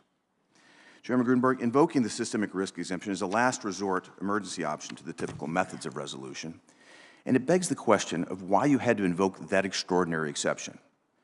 Just this past Sunday's announcement of a new purchaser of part of SVB, not only were serious losses incurred, but the FDIC entered into a loss-sharing agreement with the acquiring bank, and a $70 billion line of credit was extended to the purchaser. That's a pretty sweet deal. And this makes me wonder what prevented the FDIC from coming to a deal like this 2 weeks prior. You told Ranking Member Scott that you received bids for SVB over the weekend following its collapse, but that they were insufficient. What was your counteroffer? And did you engage with the board of the bank that didn't approve this to get them to step up and approve it? We received one offer that was frankly more expensive than the cost of liquidation. Didn't appear to be a viable offer at that moment. Was there a counteroffer to that? I would have to check with our staff in terms of how much of a back and forth occurred. Let's talk about the bidding process itself. Were certain banks dissuaded by you or anyone else associated with this from bidding on SVB, either before or after the bank was taken into receivership? No, Senator. Throughout the course of that weekend, I was inundated with phone calls telling me that legitimate bidders were being waved off of the process. It's one thing to reject a bid if it's bad, but if ideology had anything to do with this entire committee is going to be deeply concerned about that. I look forward to the GAO's report on this because the result of this failure places the banking sector in a state of disarray that we've never seen before. In spite of all the preparation and tools at your disposal, the FDIC failed to do its job. There was obviously enough demand to orchestrate a sale. What it looks like to the American people is that you simply didn't feel the incentive to execute and leaned on the systemic risk exemption to buy time, and in doing so, have placed the entire U.S. banking sector into uncharted waters. I don't see any apparent improvement in outcome, and this is a disgrace. I look forward to the GAO review, and I hope that we get to the bottom of this. Vice Chair Barr, very quickly, I'd like to come to you. In response to the 2008 financial crisis, the size and scope of the regulatory regime was dramatically expanded by Congress. Regulators like yourselves are giving powers, not to mention hundreds of academics at your disposal, with the sole job of monitoring and addressing risk to the financial system. All of this was in hopes of identifying and preventing bank failures that pose systemic risk. And in spite of all these tools, we find ourselves in a situation today that is unprecedented. It's pretty clear that Silicon Valley Bank was woefully mismanaged. Their management team, which didn't have a chief risk officer for 8 months last year, yet created and maintained a chief diversity, equity, and inclusion officer, allowed their bank to accumulate truly shocking levels of risk. And while this was occurring, the San Francisco Fed was focused on researching left-wing policies that they had absolutely no expertise in, ignoring one of the most basic risks in banking, interest rate risks. Perhaps most damning of all, until the day of their failure, SVB's CEO sat on the board of the San Francisco Fed. So, Mr. Barr, in your review of what went wrong in your supervision, will you consider the level of managerial distraction that was evident at the San Francisco Fed? Senator, the staff have free rein to examine any issue that might have addressed supervision. I think the core issues are the ones I suggested at the outside, and they're really basic. Interest rate risk mismanagement by the bank, liquidity risk mismanagement by the bank. The San Francisco examiners, the examiners at the San Francisco Federal Reserve Bank called those issues out to the board, called them out to the bank, and those actions were not acted upon in a timely way. And so I think I hope you'll in a way, the issue dig is into pretty the urgency, straightforward. the sense of urgency that was brought to bear on this, and the sense of pressure, and if every tool at their disposal was used, because they certainly were doing other things well beyond their remit. Thank you. Thank you, Mr. Chairman. Absolutely. Thank you for your questions. I'm going to ask the questions now, if I might. In 2008, I voted against the bailouts of the big banks because I don't support taxpayer bailouts. We do need to protect American consumers and small business folks. We need to hold bank executives accountable when they screw up. And if the regulators are asleep at the wheel, we need to hold them accountable. Look, a correlation I would say is when I run my farm, if I look at the price of diesel fuel and seed, and that's all I look at, I don't get the whole picture. And quite frankly, I won't be in business long. If regulators are only looking at capital, that isn't everything that's going on.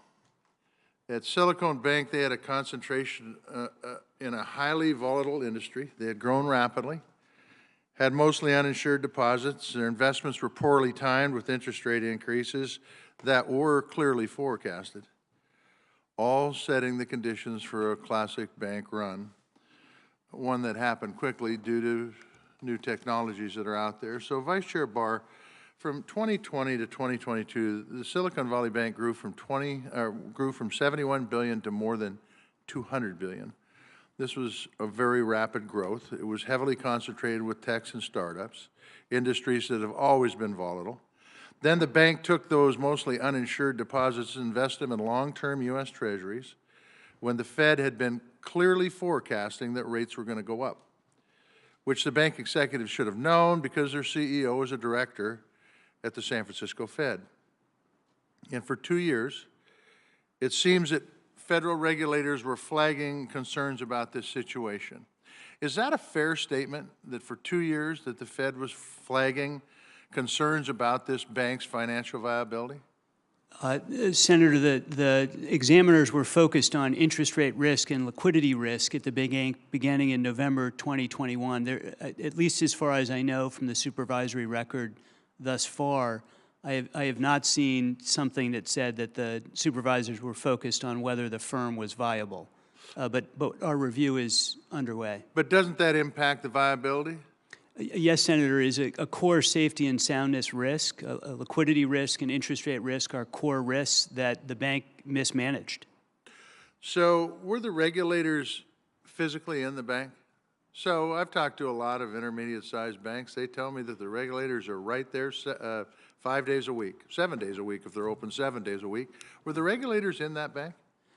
Physically speaking, Yes. I actually don't know. The part of the supervisory period is during the pandemic when activities were happening. I've got you. In part remote. So Okay. I don't have yet, but we will have.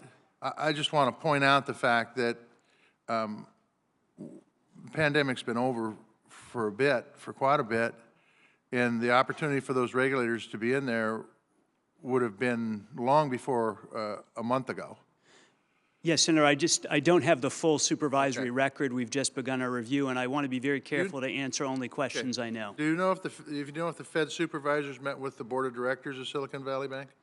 I don't know that yet. I know they met with senior management, but I'm still reviewing the record. So you wouldn't know if Silicon Valley Bank had a risk committee and if, in fact, the Fed supervisors met with the risk committee?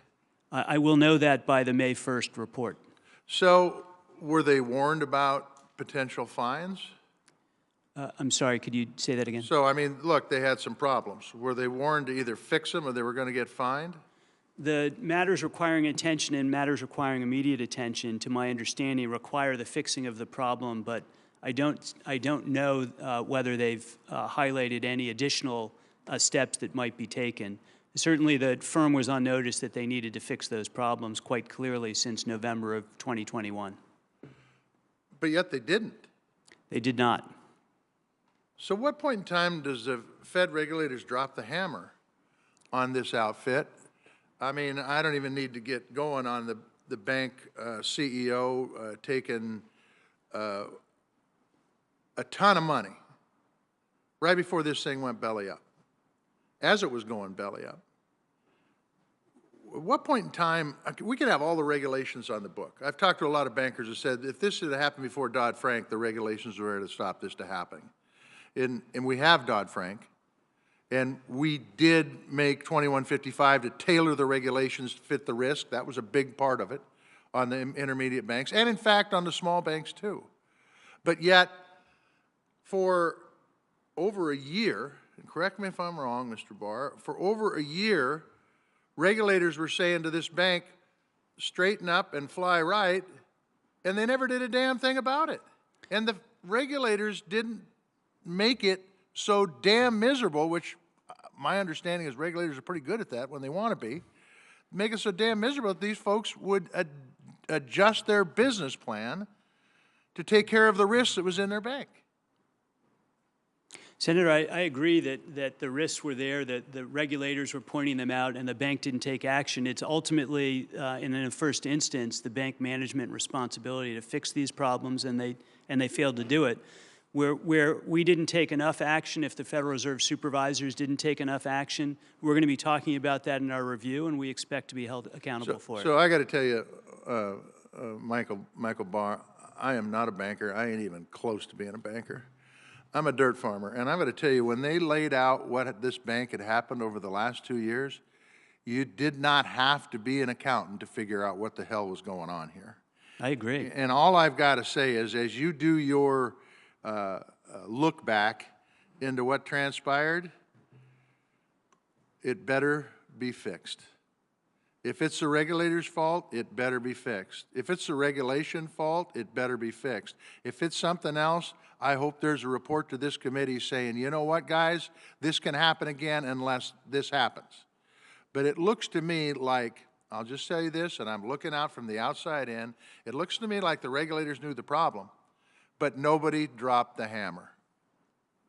Thank you, Senator Tester. As I said, our review is going to be thorough, it's going to be open, and if we find problems like the ones that you just described, we're going to say it clearly and describe what we think should be done. When do you think that report will be done? And I'm way over time, sorry. Yes. When do you think that report will be done? May 1st. May 1st, so we got a month. We should have them back after the report is done.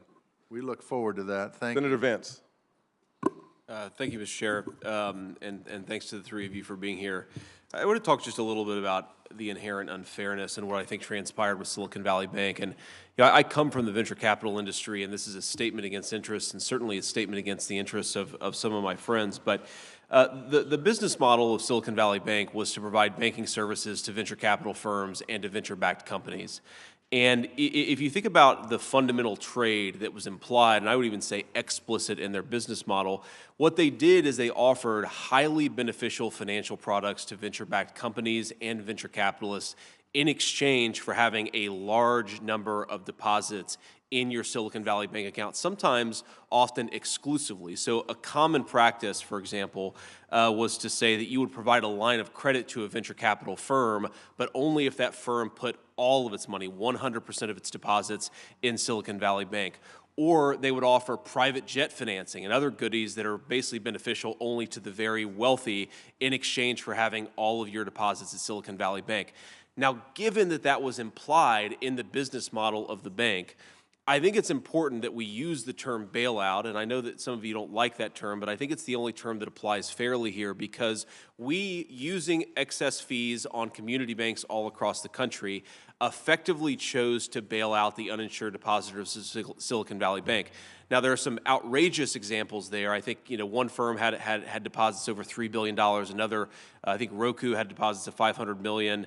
But there were a lot of people, a lot of firms at Silicon Valley Bank that had deposits well over $1 million, well over $5 million. And what we did in practice do was bail them out. I guess my first question, I'd put this to all three of you, and because time is limited, I'd like you to answer quickly, is what is the threshold whether you guys meant to or not, I think the implication of what happened with Silicon Valley Bank is that there are a lot of people who expect that their uninsured deposits are effectively insured at an unlimited level. Or if you're a banker, there's an assumption from a lot of people that at a certain level, if you're systemically important enough, your uninsured depositors are going to get bailed out. Maybe just go from left to right, starting with Mr. Greenberg, but at what level do you think uninsured deposits, in theory, are effectively unlimited uninsured in our banking system today? Well, if I may say, Senator, you're asking important questions. I think we have a lot of lessons to learn from this episode. The decision to cover uninsured depositors at these two institutions was a highly consequential one. Yes. That has implications for the system. I think we need, and I indicated in my statement earlier, we need to do a comprehensive review of our deposit insurance system and consider the questions that you raise. The FDIC is going to undertake that, and by May 1, we'll deliver a report including policy considerations to take into account. So we want to try to be responsive on that. Thank you. Mr. Barr. I also think you raise important questions. When we were looking at the systemic risk determination with respect to these institutions, we were thinking about the risk to the broader financial system, not the particular depositors at one or two institutions. We're thinking about and concerned about the extent to which that could impact regional banks across the country, community banks across the country. We were hearing concerns from bankers and from depositors, from businesses around the country. It's a difficult judgment, but one that, at the end of the day, a unanimous FDIC board and a unanimous Federal Reserve Board of the Treasury Secretary agreed that risk to the system was not a risk that was worth taking. And so, today I think we can, say that the banking system is sound and resilient, and the steps we took demonstrated that resilience and the safety of deposits around the country. So I'm less concerned with the decision itself, though obviously I have a lot of questions there. I think there's an open question about whether we could have provided the confidence to the banking system and the liquidity that was needed in case of a bank run without bailing out the uninsured Silicon Valley Bank depositors. I think that's maybe a topic for a follow-on hearing. But what I worry about is the fundamental unfairness here, that we've drawn a line, and I don't know whether the line stops at Silicon Valley Bank, maybe it goes much further, maybe it stops there, where if you're systemically important, which is a term that's impossible for anybody here to define with confidence, if you're systemically important, your uninsured deposits are effectively unlimited in their insurance, whereas if you're not systemically important, if you're a regional bank in Ohio, there's a very good chance that your uninsured depositors will not receive that bailout. And I think that uncertainty is a really, really big problem with what you guys have done. I'm not saying that in an accusatory way. I understand that there were reasons to do what you did, even though I don't think it was the right decision. I'm just saying I think it has some real moral hazard here.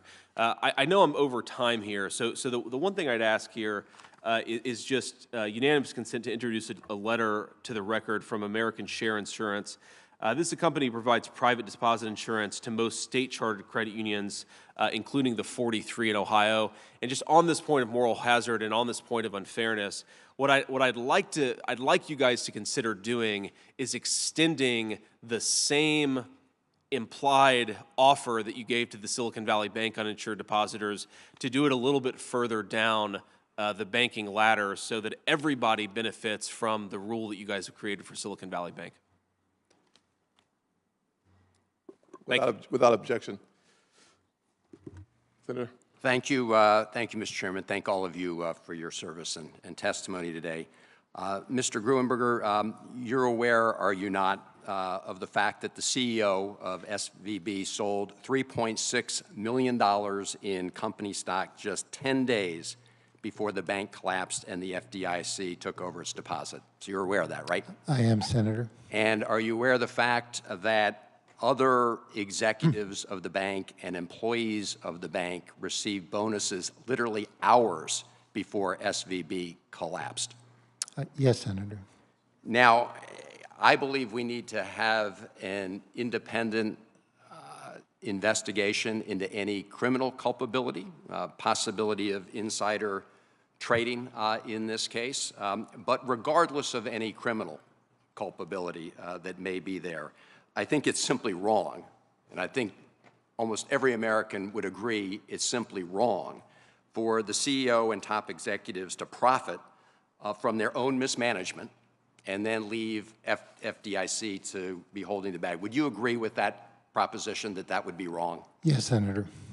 Now, Dodd-Frank provides clawback authority that applies to the biggest banks under the Orderly Liquidation Authority, under OLA. But as I understand it, that authority does not apply to SVB Bank. Am I right about that? That is correct, Senator. Could I elaborate on that briefly? If you could briefly. Just Very briefly. We do not have explicit clawback authority. We do have an obligation to investigate any misconduct by the board and management of the institution, and we do have authorities to impose consequences, including civil money penalties, restitution, and barring individuals from the business of banking. So we can get at some of the issues raised, but it's true we do not have explicit clawback authority. And I indicated earlier it would be reasonable to create parity between the Dodd-Frank Act and the Federal Deposit Insurance Act in that regard. Well, I'm glad you raised that. I heard your response earlier, and Senator Kennedy, a member of this committee, and I are working right now on bipartisan legislation to accomplish exactly what you said. I hope we can introduce it this week, and I know the chairman of the committee is interested as well in pursuing that. I asked Secretary Yellen in another hearing last week whether she and the Biden administration fully supported it. The answer was yes. So I hope we can move forward on that piece as quickly as possible, because there does seem to be a hole in your authority. You have some authorities you indicated, but there is a hole in that authority that we have to plug, and you agree with that. I do, Senator.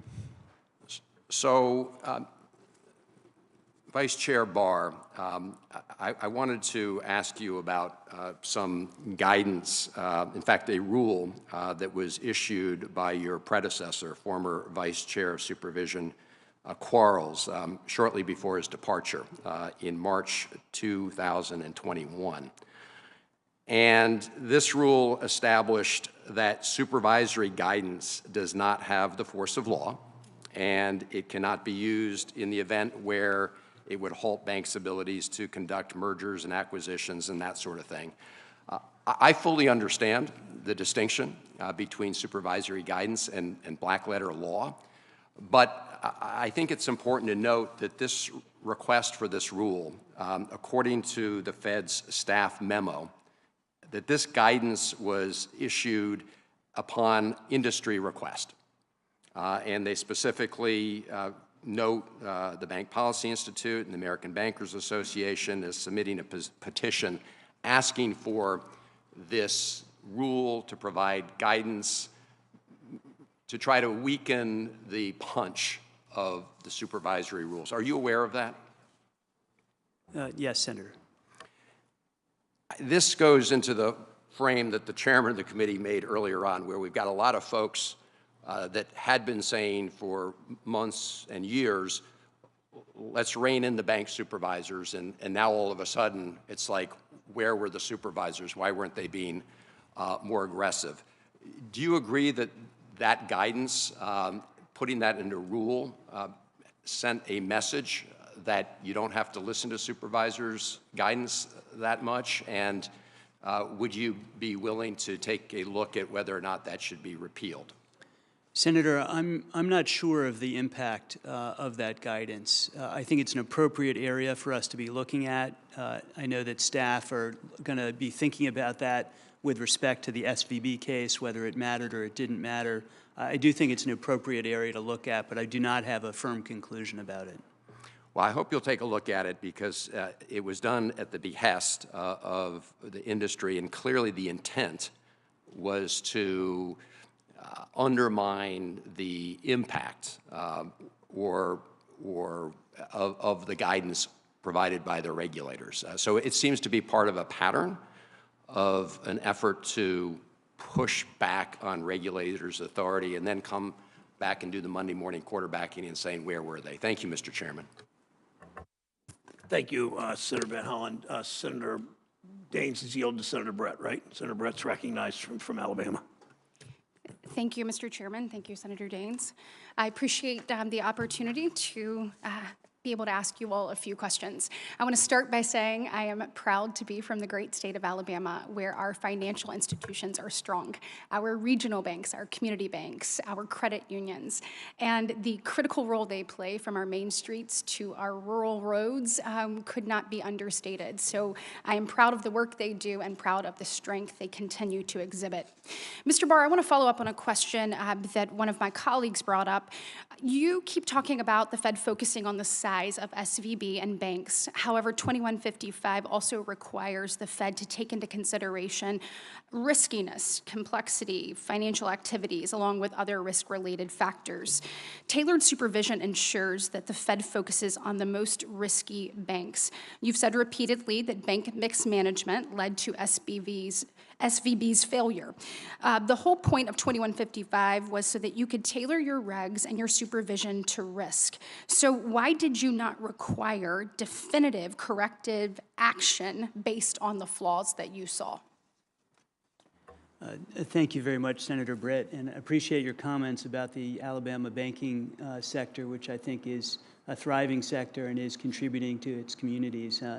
And like bankers across the country, is strong and vibrant. You should be very proud. Thank you. We are. We are looking at the range of tailoring approaches the Federal Reserve took. The decision to set those lines by asset size and other risk factors was made back in 2019.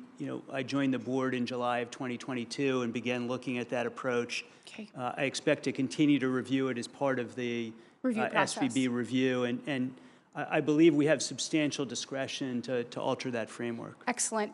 So you've talked about your review, which is ongoing. In that review, will you take a look at if you used all of the tools in your toolbox to prevent this, both before and after? Will that be part of your review? Yes, Senator. The staff are reviewing the steps that supervisors took and whether they should have taken more aggressive action. So at current rate, though, you can't speak to whether or not you utilized all of the powers that were given to you. I really would like to wait for the formal review for the staff to come evaluate the full supervisory record to make an assessment. Absolutely. But we're certainly very focused on that question, and if we didn't do the right steps, we're going to say that. Yes. Well, I find it concerning, though, when you all were asked, each one of you were asked, would you like to see more powers, more strength in this? Every single one of you said yes, when you don't actually know if you utilize the tools in your toolbox correctly, or if the people that were under your supervision were supervising appropriately. I think that's what people hate about Washington. We have a crisis, and you come in here without knowing whether or not you did your job. You say you want more. That's not the way this works. You need to be held accountable, each and every one of you. I'm a big believer you got to own your own space. And speaking of, Mr. Grudenberg, I want to talk about yours. So you are not the primary supervisor here. Obviously, that's the Fed, but you are the non-primary supervisor for SVB, or were. Is that correct? Yes, we have backup supervision. You have backup supervision. You had that before Dodd-Frank, correct? Yes. You had it after Dodd-Frank, correct? Yes. And 2155 did not change that responsibility that you had. That's correct. Right. So in that role, what did you do prior to the bank's failure to exercise that power? Yeah, in this instance, we were working with the Fed as the institution was experiencing difficulties, but I think it's fair to say that it was in a supportive role with the primary regulator. Okay, but you did raise this to the primary regulator. You did exercise We were that working with the authority. primary regulator in regard to the institution. Excellent. I am so glad to hear that. We have to make sure that we are working together and doing our job in order to prevent these things from happening in the future. One of the things I also want to talk about is just the different responsibilities that each of you have and whether they were executed. And then additionally, we'll move into the FDIC's bank auction process for just a minute, although I only have 33 seconds left. It seems that you failed to put the bank in receivership, and the FDIC passed on allowing the Silicon Valley Bank to be purchased. Is that a correct assessment, or do you feel like that's been incorrectly identified throughout the news cycle? Yes, Senator. The bank was placed in receivership on Friday morning, and we endeavored to solicit bids over the weekend. As I indicated previously, it was a rapid failure, so there was no opportunity prior to failure to prepare for a resolution. We tried to market it. We got 2 bids. Neither would have been less costly than liquidation. So we then proceeded to put in place a process where we were able to bid out. Yes, and I am out of time, but I will say, in 6 months prior, J.P. Morgan noticed that there was a problem, their equity research team, and then Moody's obviously met with SVB prior to saying that they were going to downgrade. So I've heard you all say this was a rushed process. If the outside sector knew this was happening, you and the Fed and the 4,000 examinators should have known that this was coming as well. Senator Warnock of Georgia is recognized. Thank you very much, Mr. Chairman. Many Americans, and in fact all of us, would remember the unfairness of 2008 and that crisis when bankers who made bad decisions, who played games with our economy, not only did they not go to jail, they got to keep their jobs and their multi-million-dollar salaries. I feel that in a particular way as someone who pastors and moves in communities where poor and marginalized people have the weight of the law come down upon them for the smallest of infractions. Not one banker went to jail that kept their multi-million-dollar salaries. When bankers made risky bets that threatened our entire economy, they got to cash in. They should be held accountable. We discovered shortly after regulators took control of Silicon Valley Bank that top executives at the bank offloaded millions of dollars worth of stock in the weeks leading up to the collapse. Very convenient, including their former CEO who sold $3.6 million worth of stock 2 weeks before the bank crashed. The Dodd-Frank banking reform law included a compensation clawback provision for executives identified as excessive risk takers, or in other words, those who put their banks and the entire economy in jeopardy.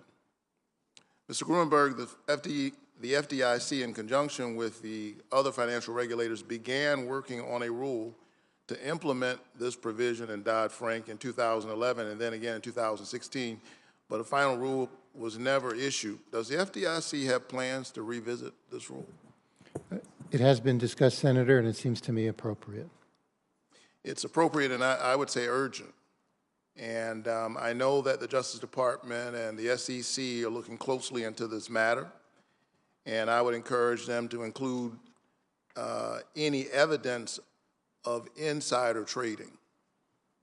That seems only appropriate. Given the circumstances, that should be a part of the scope of their probe.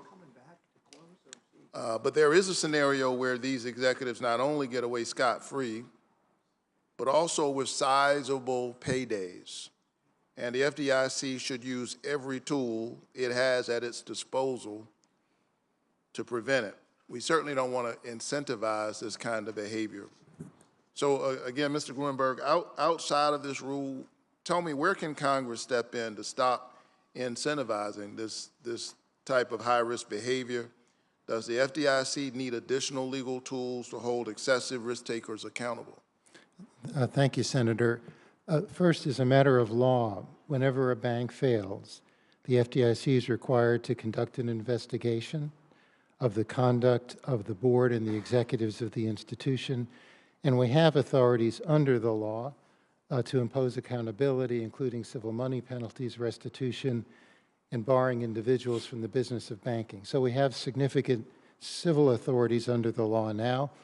It was mentioned earlier, and I think it's appropriate, that we do not have explicit clawback authority in regard to compensation.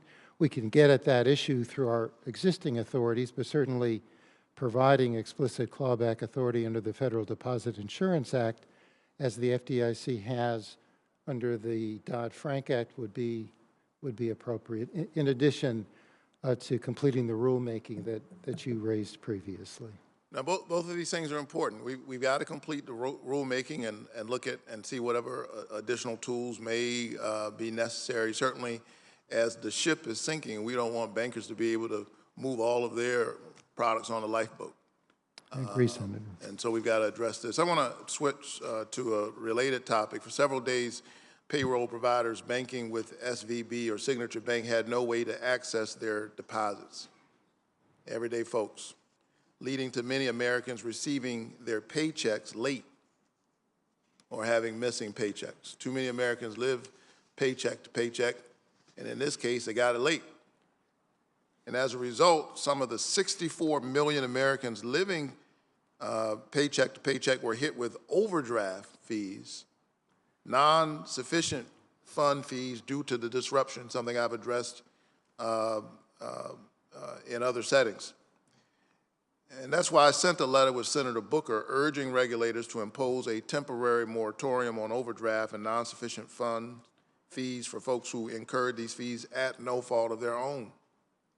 Mr. Gruenberg, does the FDIC have a plan surrounding overdraft and non-sufficient fund fee protections in the event that we experience broader systemic issues? Senator, you raise an important question. We received your letter. As a starting point, we know there were delays. We really want to get the facts in terms of if overdraft fees were really imposed as a result of those delays. If we can confirm that information, then we can consider what actions to undertake, and we're glad to work with you and your staff as we follow up on that. I look forward to working with you on this. Here's the bottom line. Ordinary folks who just showed up, put their deposits, they shouldn't have to bear the brunt and burden of these bad decisions made by bank executives. Understood. Thanks, Senator Warnock. Senator Daines from Montana is recognized. Mr. Chairman, thank you. The failure of Silicon Valley Bank, Signature Bank, and the general turmoil in the banking sector are the direct result of the failures of regulators, including the agencies we have before us today, also the executive teams of these financial institutions, and the inflationary environment sparked in no small part by the Biden administration's reckless spending. I remember having debates right here with the Banking Committee about these massive stimulus bills, that $1.9 trillion spending bill that even Lawrence Summers said was inflationary. On a purely partisan vote, it passed with Democrats supporting and Republicans opposing. But each of these groups, back to Silicon Valley Bank and Signature Bank, failed to prioritize properly clear and present risks of the inflationary environment, rising interest rates, what it did to bond values, instead opting to focus on climate change, equity, and other factors that did not contribute in any way to the crisis we have before us.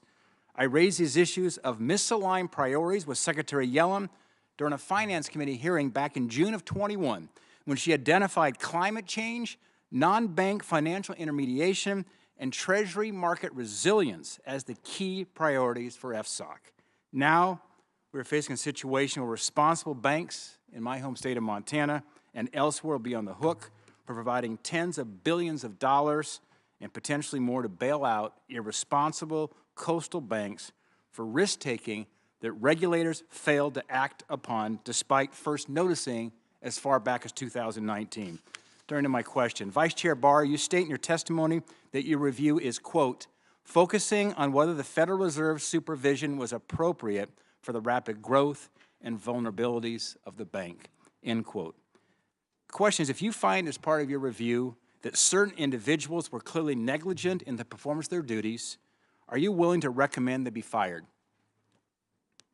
Senator, I don't want to prejudge in any way the review. I'm going to get that evidence back. I'm going to understand it fully. And I said, but if part of your review you find they're negligent, would you recommend they be fired? It's hard for me to answer in the abstract, sir. I believe we'll take appropriate action with respect to the supervisory structure as a whole, whether with respect to are you willing to, is termination one of the options? I don't know. That's an easy question. I just said an option. I'm going to say if you exercise, is that an option? Could somebody be fired for this? I would have to understand the basis in our human resources law. The bank executives lost their jobs, as should some of these regulators. Shouldn't that be the case if they're asleep at the wheel? Senator, I want to be very careful. There are laws and procedures with respect to how you treat employees. You can make a recommendation to HR, and they can tell you whether or not that's allowed or not. I've been in the corporate world for most of my career. I've worked at HR, as is true within the federal government. You can make a recommendation if somebody is asleep at the wheel and negligent. I would be happy to follow up with you, Senator. I promise we'll take appropriate action based on the review, but I don't have a definitive answer for you at this moment. I do find it ridiculous that you're unwilling to say that if people fail to perform the responsibilities, that you might recommend they be fired. Vice Chair Barr, did you visit the San Francisco Fed in October of last year? October last year? What year? I mean, in 2022. I don't believe so. Okay, well, the San Francisco Fed published a supervision and brief memo stating the top priorities that you outlined with that visit aligned with their top priorities. It may be that I did a virtual seminar for a range of supervisors, and so the San Francisco Fed folks were in attendance for that, but I don't believe I was in San Francisco. So the regulator's perspective that came out from the 12th District, the San Francisco Fed, said they were aligned with what was top of mind for the work being done in the 12th District. The first thing it says is financial risks from climate change. This is at a time back in October 22 when you saw the discount rate was always up to 3%.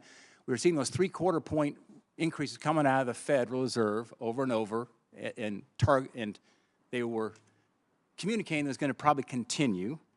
And that was about the time that also the Richmond Fed in the 5th District, they had a little different view in terms of prioritizing risks, and they thought perhaps a rising rate environment might be the highest risk in terms of priority to look at, versus the San Francisco Fed says it's about climate change was their #1 priority, listed, stacked, ranked of the three that they placed out. It's clear in hindsight that the Richmond Fed was focused on the clear and present risks of rising interest rates, while the San Francisco Fed was not. My question is, since you were confirmed in July, what percentage of your time have you spent focusing on climate policy and financial inclusion versus how the Federal Reserve's monetary policy might impact banks like Silicon Valley Bank? Be as brief as you can in that answer. Thank you. Senator, I've been focused on risk throughout the system, both short-term and long-term risks, and interest rate risk is a bread-and-butter issue in banking. It's what our supervisors do all the time. Thank you, what the San Francisco Fed said it was climate change risk, and by the way— Senator Sinema is recognized. Thank you, Mr. Chairman, and thank you to our witnesses for being here today. You know, today's hearing is about trust. Whose trust has been broken, who broke that trust, and how all of us work together to reaffirm and rebuild that trust. Trust is a key principle that the modern banking system is built on. Families trust that their hard-earned savings are safe in the U.S. banking system. Congress entrusts our federal banking regulators with the power to supervise, regulate, and examine banks. We trust you to be the cops on the beat and have given you the tools to do that job. The failure of Silicon Valley Bank on the Federal Reserve's watch very clearly calls into question whether or not some of that trust was misplaced. Make no mistake, the lion's share of the blame is on incompetent bank executives. And it's outrageous that these people took bonuses and sold stock in the days leading up to the bank's failure. We should hold these executives accountable for the fullest extent of the law and claw back those bonuses and stock sales. I'm co-sponsoring a bill to do just that. But as I laid out in a letter to you, Vice Chair Barr, that, by the way, was signed by 11 other senators spanning the ideological spectrum, it's gravely concerning that retail participants, literally just regular everyday people, were able to figure out that something was wrong with Silicon Valley Bank before your regulators took appropriate action. Now, these folks don't have access to non-public information like the bank examiners do, but when people on Reddit and Twitter can spot bank mismanagement before the regulators, something is terribly wrong. So my questions today are for you, Vice Chair Barr. I have lots of questions, so I'd like concise answers, and we'll follow up in writing. You were sworn in as Vice Chair for Supervision on July 19th, 2022. Your testimony indicates that due to ongoing review, you'll focus on what you know. So let's start there. The Fed knew of problems at the bank dating back to 2019. Were you personally made aware of major deficiencies at Silicon Valley Bank prior to the collapse? And if so, which ones, and when were you notified? Thank you, Senator. The staff made a presentation to the Board of Governors in the middle of February of this year that was focused on interest rate risk broadly in the banking system and how banks and managers and supervisors were addressing those risks. And as part of that presentation, the staff highlighted the interest rate risk that was present at Silicon Valley Bank and indicated that they were in the middle of a further review and expected to be basically coming back to the bank shortly with further information about their status. I believe that is the first time that I was told about interest rate risk at Silicon Valley Bank. So you were first notified shortly after folks on your staff learned about these deficiencies? Senator, the supervisors began highlighting these deficiencies at the firm in interest rate risk management and liquidity risk management in a serious way in November of 2021, as far as I know, so about a little bit more than a year prior to that. They intensified that supervisory review as part of its full scope exam in the summer of 2022 when the firm was downgraded for deficiencies in its risk management practices. And they brought those issues again, according to the record, to the CFO of the firm in October and issued additional findings in November of 2022. So that, as far as we know from the current supervisory record, is the picture. And that's when you were first notified in October and November of 2022? No, Senator. To the best of my knowledge, I first learned about the issues at Silicon Valley Bank with respect to interest rate risk in mid-February of 2023.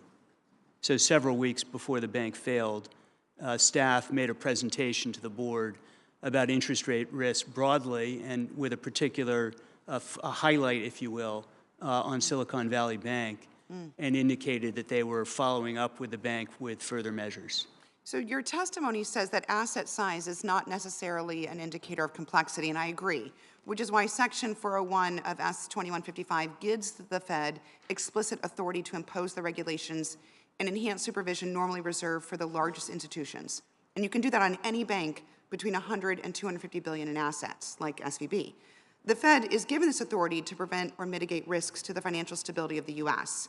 We both agree that this is existing authority that the Fed has had since the enactment of S 2155 in 2018, correct?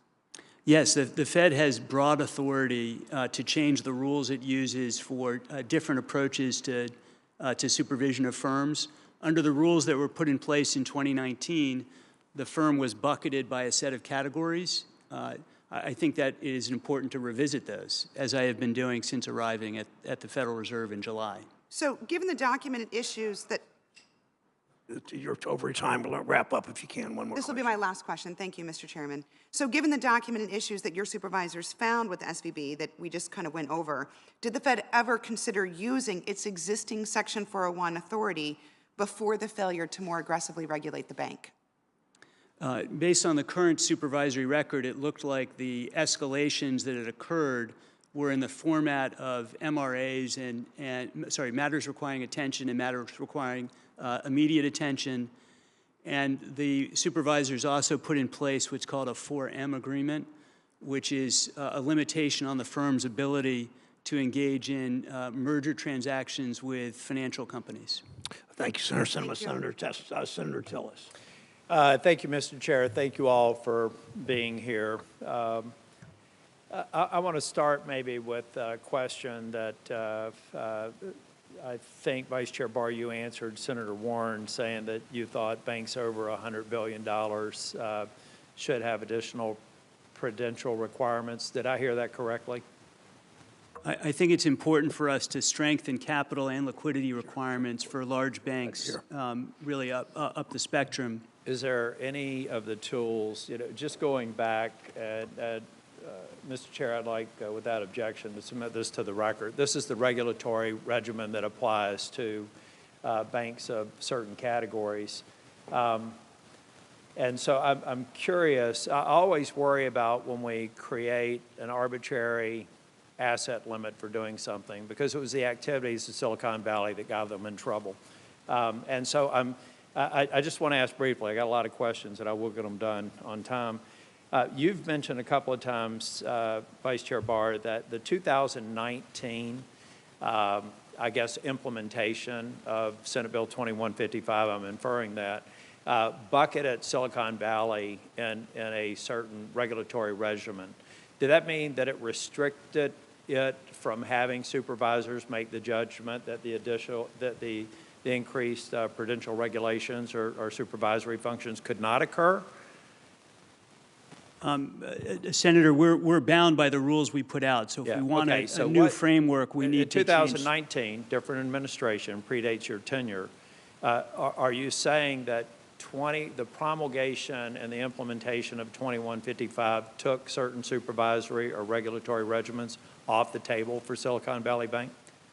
The Federal Reserve's implementation in 2019 set basically the standard for how that firm would apply. Yep. I think that regulators, supervisors do have judgment, That's and they my point. can put in place That's mitigating my point, matters. because when I hear bucketing, I think about ring fencing, and I wonder if that meant that a supervisor, that in my opinion, if you take a look at the matters requiring immediate attention and immediate attention, do you know yet, I know we'll get the report in May, but do you know yet how many of those MRAs were followed by an MRI? In other words, the 6 that were issued over the course of a year and a half or 2 years, how many of them was an escalation of the matter requiring attention to immediate attention, if any? And if you don't know that, you can submit it, actually, if you will, just submit it for the record. Look, we've got a CEO of Silicon Valley Bank that is a Class A member of the board of the San Francisco Federal Reserve, who got summarily terminated on the day of the bank's collapse. In your review, will we also have insight into California's role in regulating this bank, or will this be purely federal jurisdiction?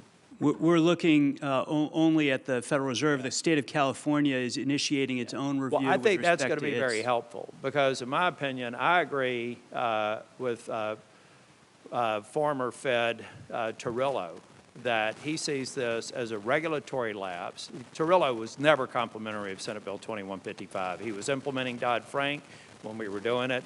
He was hammering it. He's made the statement, and Mr. Chair, I'd also like to submit for the record an article interview with Mr. Torrillo from Marketplace that he specifically says in here, 2155 is likely or impossible to be a root cause of the problem. I'm paraphrasing. He was saying it looks like a regulatory and supervisory lapse. And I think we're going to find that lapse is not only with the Fed, but more likely even the supervision that the state of California, without objection, so ordered, was involved in. So I'm also kind of curious in the report, are we going to see any movement? And I'm not a conspiracy theorist, but there is one question of, did we have a level of comfort with this bank among some of the supervisors? Do we know or have any insight over the past few years if anybody who had worked for the Fed works for this bank? We know that the CEO was on the Fed board, but are on a board at the Fed. Senator, just with respect to the Class A directors that you mentioned, Class A directors are prohibited from participating in any way in supervision. Yeah. Oh, no, I get that. But it's just people in proximity, maybe people call them balls and strikes. The supervisors didn't get that quite right. But, I think that there are some people who, and I want to find the root cause of the problem. And I think that you all will find a lot of information when you issue your report. I don't think that we're doing the banking industry any service going forward if we talk about now we just got to rein in the small banks. We've got to increase by default, regardless of the activities of the bank. We've got to increase by default their prudential requirements and with your holistic review, capital requirements, a number of other things. When you have a run on a bank like you did with Silicon Valley, could any bank possibly have enough to cover the run? Any bank? You know, Senator, the particular bank in question is quite unique in its structure, its liability approach, and its interest rate risk management. I can just speak to that particular bank. That particular bank had. If you look at their bank, if you looked at their internal liquidity stress testing, if you took a look at their contracts on an interest rate exposure, this does not take a highly sophisticated person to understand the risk, and it damn sure had to be known months before the chickens came home to roost. And I wish that we could just focus on that problem and not use the red herring of some lapse in regulatory oversight that was the root cause of this bank collapse. It simply was not, and I'd love to find anybody to prove it wrong. I don't care how you feel about regulatory tailoring, but use a valid argument to fight against it. Do not use Silicon Valley Bank as an example. Not suggesting that you have, but there are many people that sit up here who have, at the expense of looking at how we can prevent this in the future. And I do have questions for the record that I'll submit. Thank you all. Thank you, Senator Tillis. Thanks, all of the three of you, for your testimony, your public service. I look forward to the reviews on these bank failures, and thank you for helping start that process. It's interesting. Many of my Republican colleagues are now so eager for bank regulators to crack down on banks for taking on too many risks. I hope they remember that when it comes time to empower regulators and strengthen guardrails, including protecting the independent funding of financial regulators. The events of the last month have shown why we need independent regulators, funding, and stability for all of our financial watchdogs. But now, as the Supreme Court considers whether the CFPB's independent funding is constitutional, these independent watchdogs' ability to keep our financial system stable faces an existential threat. U.S. financial regulators, as we know, are independently funded so they can quickly respond when crises happen. On this and every issue, I'll continue to fight to protect American workers from Wall Street arrogance and greed. Thank you for joining us. The meeting's adjourned.